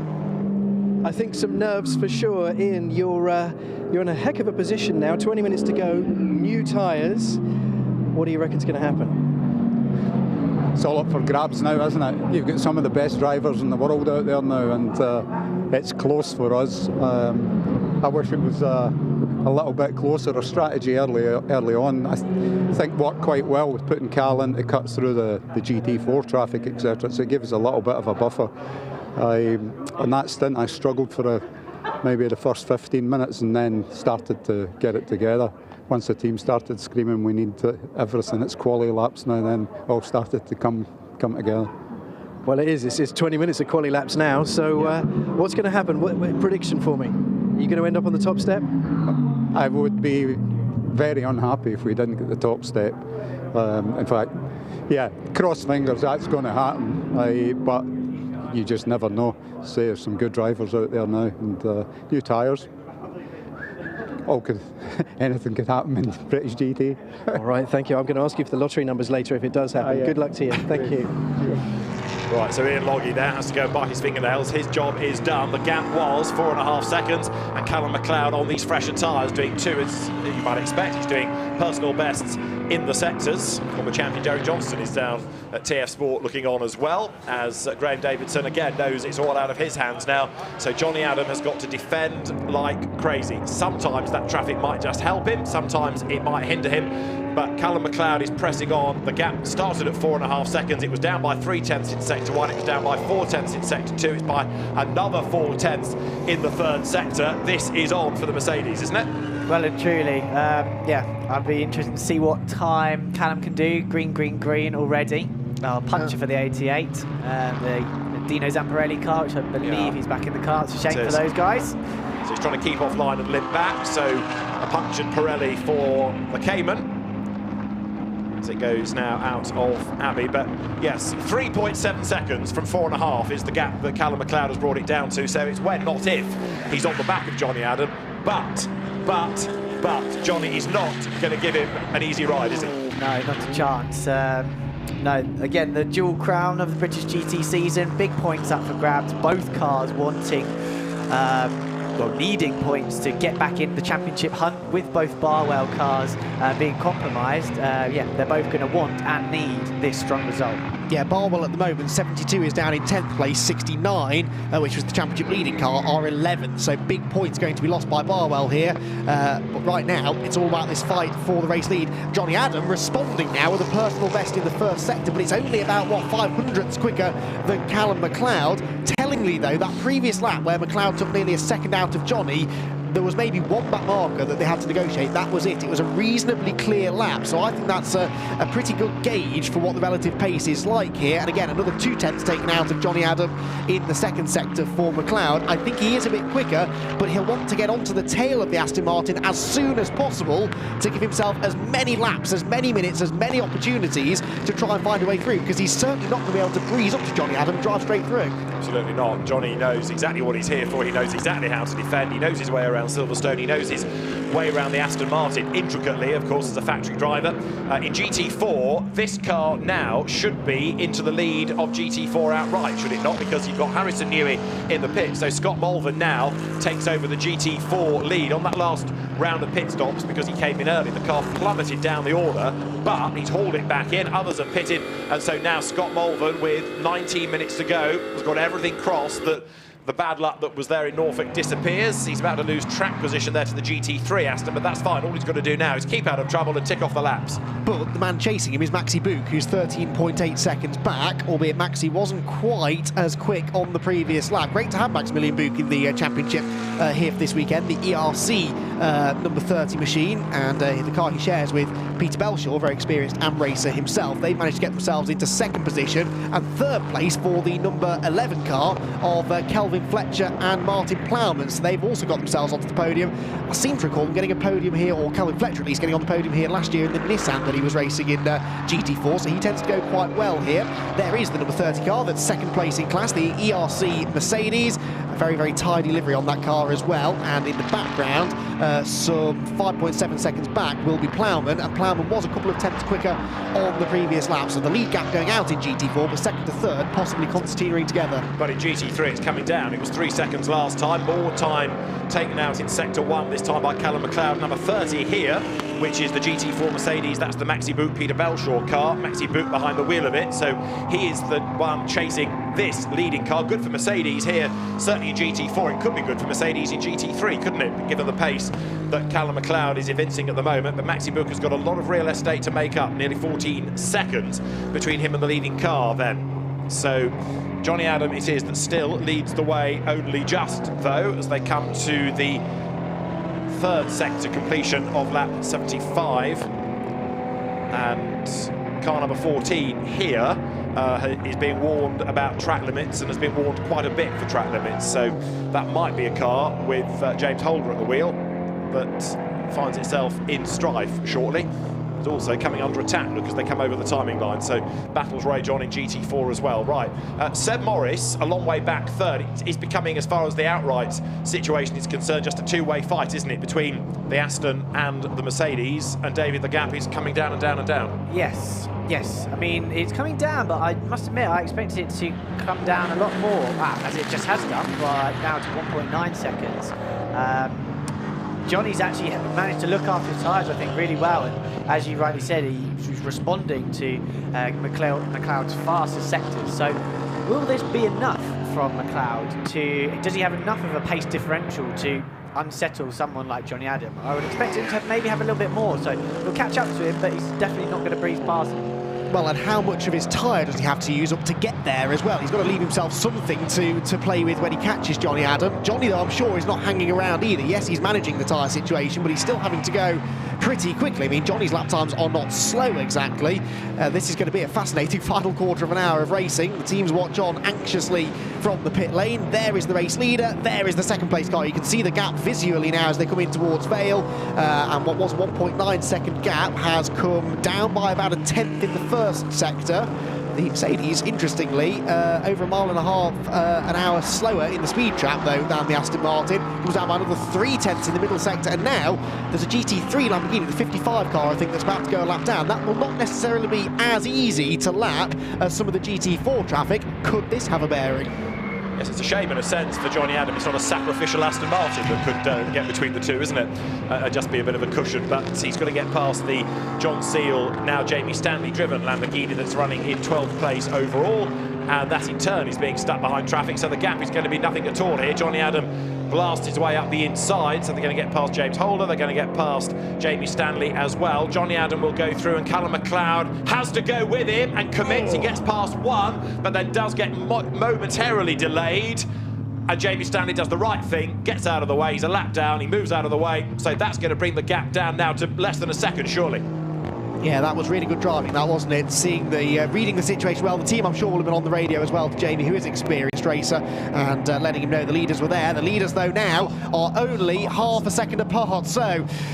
Wow, 2 3/4 hours of racing, no safety cars, 76 laps around the Silverstone Grand Prix circuit, and this is it. This is your fight for the race victory in the Silverstone 500 for the RAC Trophy. Aston Martin versus Mercedes, two of GT Racing's Goliaths, and there's a GT4 Aston Martin in the way, and that is the number 11. That's the Beachdene GT4 car that was very much delaying, ironically, the GT3 Aston Martin, albeit run out of TF Sport. Does that maybe give Callum McLeod a run down the Hanger Straight? How do the straight line speed compare between these two cars? It's fairly equal, I would say. I don't think he's quite close enough yet to challenge. Graham Davidson looks on, Callum McLeod is there, but it's looking inevitable, isn't it, this? He's certainly got onto the back of the Aston Martin, so where does he make the move? Down through Vale they come, then down towards Club Corner. In the first sector, the gap was down, and it closes yet further under braking. Callum McLeod working out where he can make the move against the Aston Martin. Johnny Adam focusing on his mirrors now to know exactly where to position the car, but with those fresher tyres and the good pace that the car has got, Callum McLeod still looking the stronger of the two. Would you go along with that, David? Yeah, the traffic's not really gone Johnny's way at all. No. And as the leader approaches, the back markers have realised and then actually jumped out of Callum's way. So now he's right at the back of him now. And I think he's not had to now take as much out of his tyres, and he's got 13 minutes. So it's like going to be 5 laps-ish to really throw as much as he can at Johnny here. So, yeah, game on. So, nose to tail they will run. Graham Davidson looks at the pictures. He wants to know if they've got past that back marker. The answer is yes, they have now. Is Callum McLeod close enough to make a lunge? Not from that far back. He also wants to make sure that when he does make the move, it's going to be a good and clean one. He doesn't want it to be scrappy and get himself in strife. So, when does he try? Does he leave it to the very last lap, or he wants to get on with the job as soon as, I would have thought? Up through Woodcote they will turn. This is the end of lap 77. nervous faces in just about every garage going then as the leaders go by. The gap is down again to 0.352 of a second as they go across the line, but still Johnny Adam hangs on to the advantage. He can do no more. He just has to use all of those years, all of those miles of GT experience in an Aston Martin to make sure he puts the car in exactly the right place to consolidate the advantage to defend from the Mercedes. TF Sport won't know where to look here either at the moment, because whilst this battle's going on for the race lead and Johnny Adam tries to hang on to the lead for them, so Nicky Team has caught Seb Morris for third place, and those two are just 0.3 of a second apart, albeit about 45 seconds behind these two. We will though most definitely focus on the battle for the race lead as it goes down the hanger straight towards the braking zone at Stowe Corner. McLeod sensibly not trying to peek to the inside from that far back. He was never going to outbrake Johnny Adam from there. Kicks up the dirt though as he tries to shortcut the corner as much as he can, but still not quite close enough. These two cars very equally matched. Of course, McLeod running in the dirty air as well now, so his temperatures will start to be going up, brake and engine temperatures, and the aerodynamics of the Mercedes not working quite as well as they would in clean air. Quite neat and tidy out of club though. The next corner is not an overtaking opportunity, but a good exit from here could dictate maybe whether or not McLeod is close enough to have a go into the village and loop complex where we've seen so much action already today. I don't think he's quite close enough though. Not quite, but the pressure is still being applied, but sponge-like, Johnny Adams soaks it all up, comes up towards the loop. Again, McLeod able to break that a little bit later, closes up onto the tail of the Aston Martin, but Johnny Adam knows exactly how to defend and where to put the power down and try and break clear. Another back marker further up the road, but it's going to be nothing at all between the two of them. Can he hang on for just under 11 more minutes? Callum McLeod again thinks about the inside line, takes a tighter line down towards Brooklands. Can't do it there, the door is still closed by Johnny Adam, but the Aston keeping McLeod at bay. Up towards Luffield they come. Now is this where Callum starts the move to have a go at Copse Corner? Let's see. Again, it's a tight line out of Luffield. Johnny Adam using a little bit more curve, cuts across, takes the line for Woodcote Corner. Up past the pits they go again. McLeod is right up the curve as they dive down towards Copse. Back marker ahead as well is Scott Mulvern. Another lap in the lead, still done by Johnny Adam, but this is getting tough for him. Yes, you can see that the Merc can turn tighter through the tighter, slower corners is really where they're utilising the tyre advantage. This could be an issue for Johnny because he's got a Merc in front of him. Oh, it's the and GT4 it's in leader. Probably the worst place. He's up the inside, isn't he? Last part of Beckett's. Yeah, he's done it. He's gone through. But McLeod's got to run. This is the moment. So nose to tail onto the hanger straight. Scott Mulvern, the GT4 leader. Wrong place, wrong time. Johnny Adam covers off the inside line. So does Callum McLeod go wide in and tight out? Let's see. He's going to try to go around the outside. Is he coming into Stoke Corner? Johnny Adam hangs on to the racing line. Callum McLeod can't make that one work, but he's certainly got the ability to dart left and right. Is he going to line up to have a go at the end of Vale? He is. Johnny Adam defends again. He's still got the advantage as they come down towards Club Corner, but that Mercedes just looks the quicker of the two. It's got that ability to dart around more. It's got better traction out of the corners, but ahead of it is Johnny Adam. Yeah, this is not going to be easy, is it? But that was great, respectful racing. They could not have been any closer through Stowe Corner, and I don't think they made any contact. And they knew exactly where to place their cars. Johnny Adams certainly knew where to place it to hang on to the race lead. But Graham Davidson watches on, getting ever more anxious, I'm sure. He'll be counting down the seconds. These will be the longest 9 minutes of his life. I'm sure Johnny Adam is going to be feeling the pressure as well. Further back, by the way, well spotted David Pittard, Nicky Team has got himself ahead of Seb Morris. So the Bentley, unfortunately for them, knocked off the podium. Looking like a good day this for TF Sport though. They've got one car in the race lead, they've got one that's just moved into third place. Can this race leading car hang on though? Oh, Johnny Adam just gets to the apex at Brooklands in time. It's a great masterclass in how to defend for as long as possible, isn't it, in a car that isn't as quick as the one behind, because without that traction on the fresher tyres, Johnny Adam is struggling, but he is making the best of it and has got to do so for another 5 laps, give or take. Comes up over the timing line again. It was 2/10 last time, it's 3/10 this time around, but after 2 hours and 50 minutes of racing, we've got the top 2 cars nose to tail like this. Admittedly, in third place, Nicky Team is the best part of 3/4 of a minute further back, and there, David, the gap just stretches a bit, going up towards Mangers. Yes, through the faster stuff, I think there isn't a massive disparity. But it's in that tighter, slower stuff. So going into the Vale chicane, that could be pretty good for McLeod. Going into the loop and potentially going into Luffield as well, I think are going to be his best chances without traffic. When there's traffic, anywhere goes. Well, of course, through the low-speed stuff is where you rely on the mechanical grip, i.e. grip from the tyres, which maybe is where the Mercedes has an advantage. But the longer you get into a stint, the more they tend to level out, old tyres versus new. So again, he really needs to get on with this. I mean, obvious, I know, with only 7.5 minutes to go, but the longer he spends in the dirty air behind the Aston Martin, maybe the less chance there is that he will make this move stick. Rob Bell, by the way, just very quickly, has been in the pit lane again and is now out of the top 10, unfortunately, in that 22 McLaren. Right, great shame that after its good pace for the first 2/3 of the race, effectively. Again, the gap just stretching a bit there, going through Club Corner. So Johnny Adam in the first sector, fractionally quicker. In the second sector, 3/10 quicker, but slow corner. Back to the point that Andy's just been making about the strength of the Mercedes there. The gap comes right down again, but it's fascinating to see this now, because as Johnny Adams starts to get further and further into this stint, and Callum McLeod perhaps at certain parts doesn't have the advantage, so the Aston is having not laps, but perhaps corners at least, where it looks a little bit safer. Yes, Johnny's driving a really impressive race. He's only defending when he knows he needs to, and as a result, as much as McLeod is trying to unsettle Johnny by moving around in the mirrors, Johnny's no stranger to where you can and can't pass. He's driving his line, his quickest line, as long and as much as he can, soaking up that pressure. But also he's now being warned about track limits at turn 1, such as the pressure. So this is turn 1, this is Copse Corner, so this is where Johnny Adam has been running a little bit wider. The Ram team have looked at it, the officials have looked at it, they get past the traffic, the gap was 0.351 of a second, we've got 6 more minutes to go. Can Johnny Adam hang on in there for perhaps one of his best drives? Let's see, because Callum McLeod is still all over him like a cheap suit. And again, admittedly, Johnny Adams being warned about track limits, but Callum McLeod is biting out more curb on the inside of corners, isn't he? You've got to pick and choose where you do it. At the briefings, we've been told exit turn 1, exit of the final corner onto the wing start-finish straight, and the exit of Stowe. So they're going to be the key places, I think, in which the stewards are marshalling, whereas Callum's playing the game and taking every advantage you can get. Okay, right, down towards the end of Vale, 5 minutes and change on the clock. What a race this has turned out to be.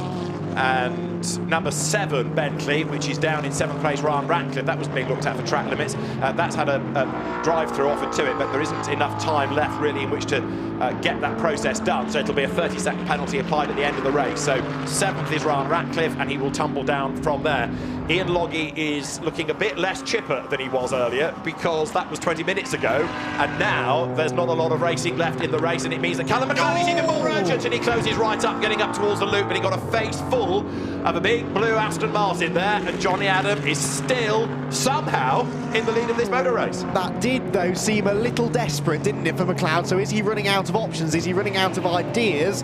Does he maybe feel that this is starting to swing back in the favour of Johnny Adam? Well, he's certainly capable of staying right with the Aston Martin, and I'm fairly confident that if McLeod could get through, he could probably pull away, but Johnny Adam is a master of defensive driving, and not only has he had a very successful GT career, but he has, again, had success in touring car racing as well, about, what, 10 years or so ago now, so he knows how to race closely, and GT racing these days is always close racing as well, so he knows how to defend, knows where to place the car, crucially, how to defend without holding them both up, without holding himself up on the exit of the corners. He only defends when he absolutely has to, and again, through the high-speed Copse Corner, the gap just creeps out again. Now, there's a Mustang to be lapped here. I think that's 15, potentially, Seb Prio.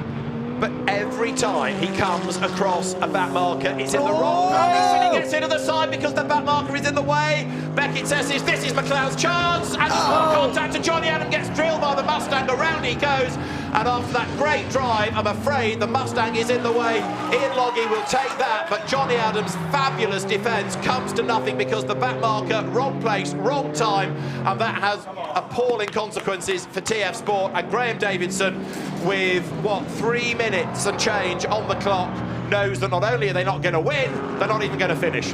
That's heartbreaking for the whole team. I really feel for Graham Davidson there and Johnny.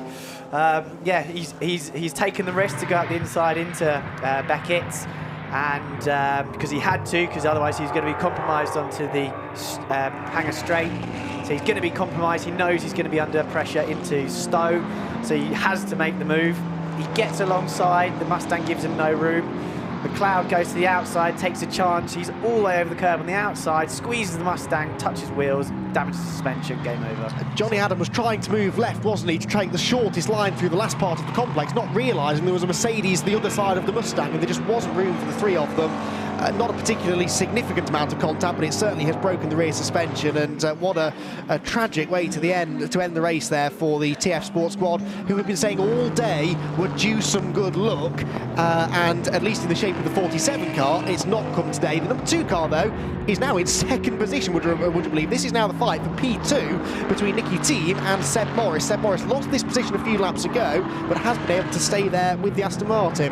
Chad McCumbee is the man in the Mustang, just to finish that story off, that was getting in the way. This is the battle, Seb Morris versus Nicky Team. This becomes the second-placed fight, and that's how the Aston Martin did go through. It's a long, long way back against Ian Logie, but that's how we've had that change of place. So Johnny Adam out of the race, the car stuck by the side of the road, and there is time for one more lap at the end of this, just as a warning flag is being given to Nicky Team. But there is perhaps one of the key stories of the race, a broken Aston Martin by the side of the circuit. I was just saying, every time Johnny Adam gets to Becky's, he seems to have a back marker in the way. But David, that last lap with the Mustang getting in the way, was it just bad luck, bad timing, or does the back marker have a case to answer? The back marker, realistically, he can see GT3 is catching, but he doesn't know that he's not in their race. He doesn't know what the consequences are, what positions they are. He's more than entitled to take his line, and it's the duty of the lapper to overtake the slower car, of which, yeah, Johnny did make a big move, and maybe if the 15 car was a little bit more aware that there were two GT3 cars that close to one another, they could have given him a bit of space. I believe the 15 car has a lot of space behind, forward and back, and as a result, yeah, there's been it's all come together. So, yeah, big shame really. That is the fun and disappointment of multi-class endurance racing, and unfortunately it's not gone the way of TF this time. Sometimes it goes your way, sometimes it doesn't, and for all the it does, in this case for Ian Logie. So Johnny Adam is the one that comes off worst. There's the sister Mustang, number 15, it was 19, wasn't it? I think Chad McCumbee's car that was the culprit. Number 15, that's the Seb Prio Scott Maxwell car, but Ian Logie could actually afford to back right out of this and get up to the flag, couldn't he? If the team was clever on the radio, they'd get Callum McLeod to back off. He's going to squeeze one more lap out of it by 3 seconds. So if he'd have lifted, that could have been the last lap of the race. But through he will go to do one more lap, Callum McLeod. And this now becomes effectively a lap of honour because he's so far ahead of anybody else. Yes, they were good on the pit stops, but equally they have benefited from some rotten luck for TF Sport. Yeah, but they've had their own bad luck as well earlier on this season. They would argue they should have been in contention to win the season opener at Alton Park, but only lasted a lap and a half before they were assaulted by Ryan Ratcliffe's Bentley. And here, redemption, I guess, in the biggest race of the year. They're going to come out on top by over 40 seconds, which really does not do this race justice, but that is the reason why. The 47 Aston Martin tumbling down the timing sheets will be a non-finisher, and that will have championship implications as well.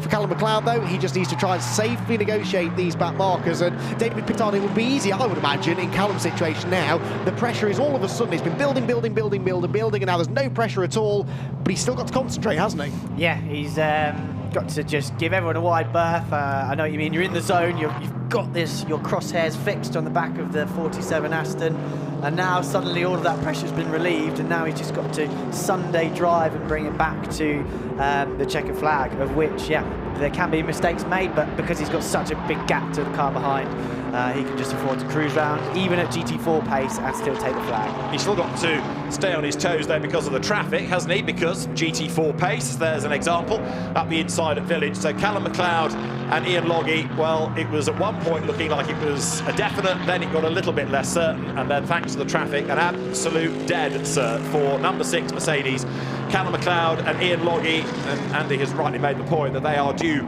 some good luck. What about second and third? Nicky Team is keeping at bay Seb Morris. You can see how far back they are, but we've had another fascinating race in the history of British GT, and it's going to be a Mercedes win for Ram Racing. It's going to be Callum McLeod and Ian Logie to bring the car now through Luffield then. So the number 6 Mercedes is going to win the RAC trophy to win this 5th round of the British GT Championship. For Ram Racing, for Mercedes, it is Callum McLeod and Ian Logie who will win at Silverstone. The checkered flag is waved.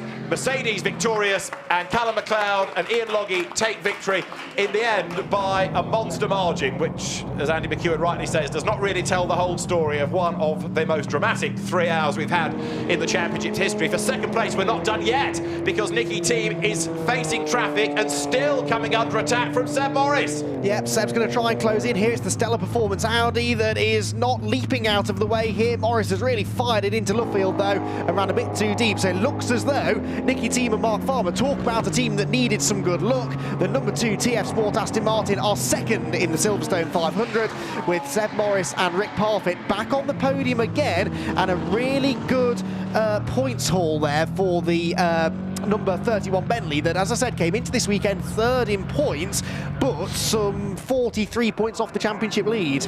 And for GT4, again, good fortune finally. Team Parker Racing's Scott Malvern and Nick Jones take honours, so it's a Mercedes win in GT3, it's a Mercedes win in GT4, and an awful lot of hard luck stories that began even on the first lap for Sam Smelt and end up, what, 3 laps from home for Johnny Adam. 5th different winner of the season in GT4 as well, and I think about the top 3 or 4 at one point in that last stint in GT4 had not yet won a race this year. It is a super competitive field. Well, we can see Andy J preparing himself down in the pit lane to speak to Ian Logie, who has just watched his car take the victory in extremely dramatic circumstances, David. And that's excellent, isn't it? GT4, different winner every time out, underlining that competitiveness.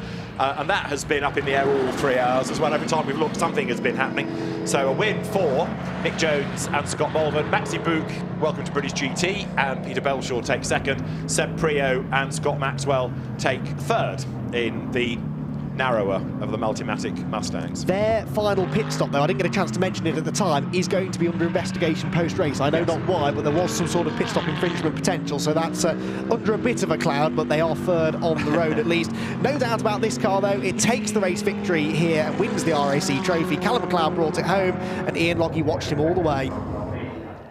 He certainly did. Ian, are you the happiest man at Silverstone? Yeah, I've got to be. Yeah, I'm well chuffed with that. It's amazing, amazing.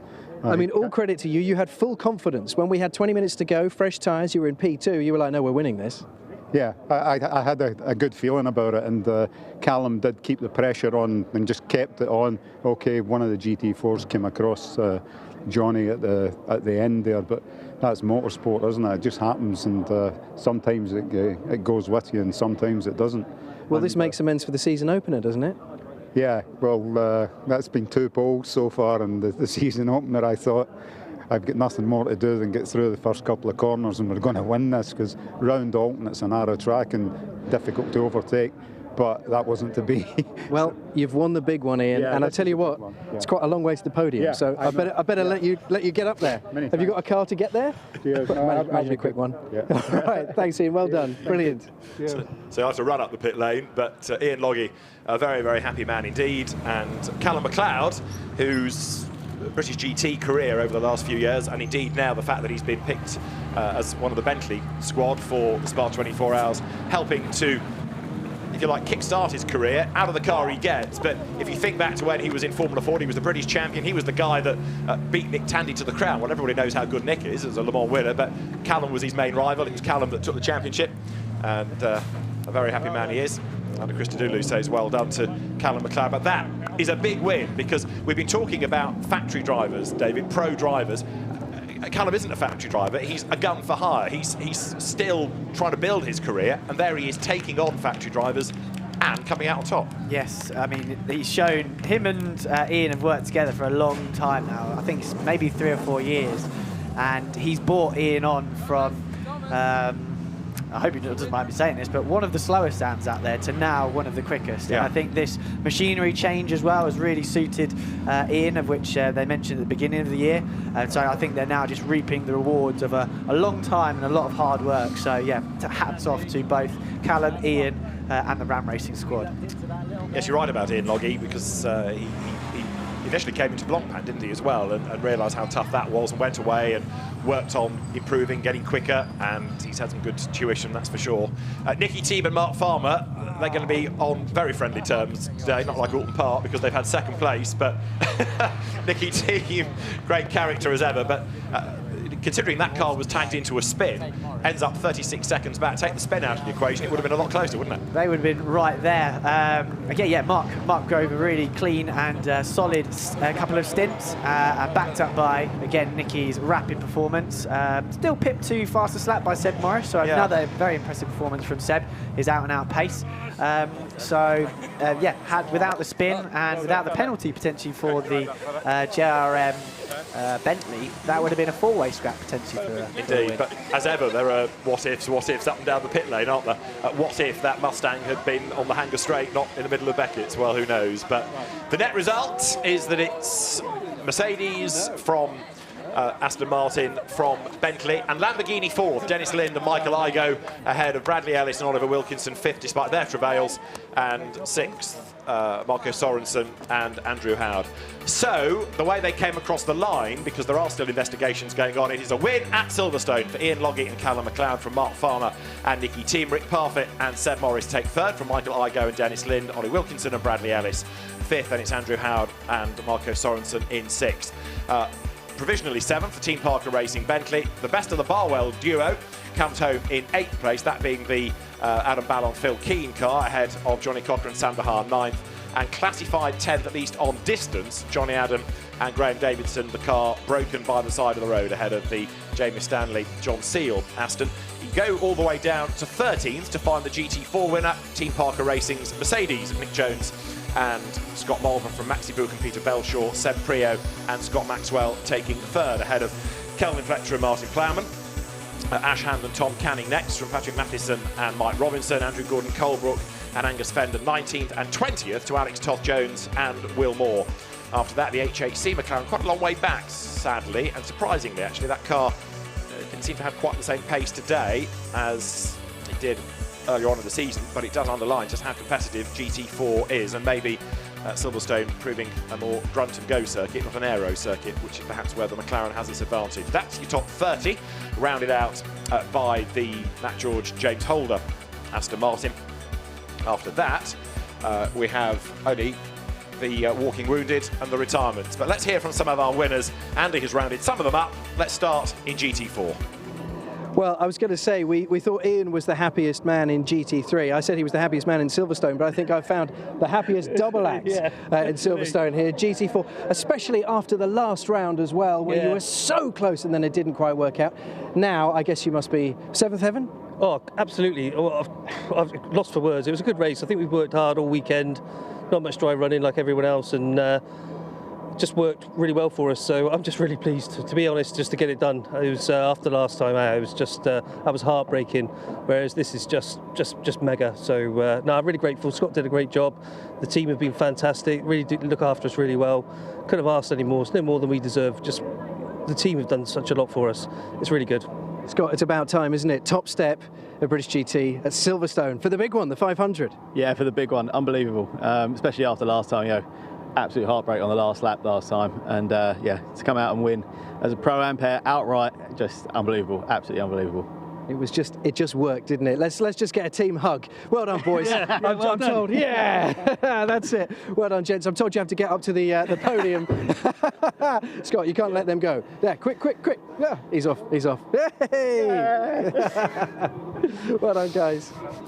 We started with inclusivity, we're going to finish with it as well. There is the other story of the race. Johnny Adam trudges away from a broken Aston Martin. David, he gave that everything to defend. He, had to take some risks. You could argue maybe he should have waited, but blimey, he threw everything at that defence, didn't he? As a racer, you're all or nothing, really. After the start of the season they've had as well, I'm sure that they just wanted a big result. So, a shame, but didn't play out this time. To the podium then, the top three teams already there. Seb Morris, Rick Parfitt, Nicky Team and Mark Farmer, and the winners of the RAC Trophy here, the Silverstone 500, Ian Logie and Callum McLeod. Oh, fantastic racing, wasn't it, though? And for it to be that close after 3 hours of racing, as we made the point, no safety cars either to sort of artificially enhance the close competition. That was a remarkable. It was a spectacle worthy of the RAC trophy, and they are very, very worthy winners indeed. Callum McLeod and Ian Logie taking the victory by 36.8 seconds in the end, with the number 2 Aston Martin finally getting themselves remarkably their first podium of the year. Who thought back just before Easter weekend at the start of the year we'd be waiting until race 5 before Mark Farmer and Nicky Team were on the podium, but they've done it, and they've now actually undone quite a lot of damage done points wise as well from the early part of the season. Stuart Pringle there, the managing director of Silverstone Circuit, that has been a wonderful host for this Silverstone 500 this year, does the honours of presenting the trophies to the winners, and yeah, a phenomenal 3 hours of action. I can't wait to sit back home and watch this race back through and remind myself of everything that happened over the last 3 hours or so. Remarkable stuff. And there the Blancpain clock to Ian Logie as the am within the winning Pro-Am from Benjamin Francevic, the Championship's manager. Everybody now huddles together on the top step for the photographs, and champagne, I suspect, is going to be flamboyantly thrown by Nicky Team. Seb Morris knows exactly how to do this, and Ian Logie gets a right old drenching, and as often is the case for the AMs, he's the last one out with the court, but he'll cope with all of that, because that is a big, big win at the end of a dramatic Silverstone 500. Ian Logie and Callum McLeod come out on top. Brilliant stuff there, and points-wise, the Jerome and Bentley definitely in contention now. They're only about 25 points or so off the championship lead by my reckoning. So Rick Parfitt and Seb Morris, who know how to win these championships, are doing a really, really good job points-wise, and that was a significant day for them with Barwell's struggles earlier on. But yeah, right now, full congratulations to McLeod and Logie. A brilliant victory, one they really had to fight for, and one that they will remember, I would imagine, for the rest of their careers. So Ian Logie and Callum McLeod, with just 2 weeks to go before we go back to the sprint race format at Donington Park, can go off and reflect on a great win in this 3-hour event at Silverstone. And we have further podiums, of course, still to come, because there's GT4, where you've got Silver and Pro-Am as well. And the backdrop to all of this is the grid for the next race already lining up, because the BRDC's British Formula 3 Championship is going to be getting underway shortly.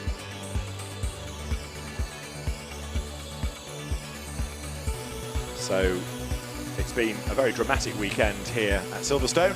It all began with Graham Davidson starting on pole position as the cars accelerated away down towards Cops Corner for the first time. Early drama turned around Sam Dehaan after he was attacked by teammate Adam Ballon. The first round of pit stops cycled through. We had Conor O'Brien spinning in GT4, number 47, Aston Martin creeping into the mix as Michael Igoe had a nibble at the back of the Rick Parfitt driven Bentley up at Village. Nicky T made a move to get up into second place. Johnny Adam was clipped by a rather uncooperative back marker, which gifted the win in the Silverstone 500 to Ian Logie and Callum McLeod, victorious at the end of a great 3 hours of racing. From David Pittard, Andy McEwen and David Addison, for now from Silverstone, it's goodbye.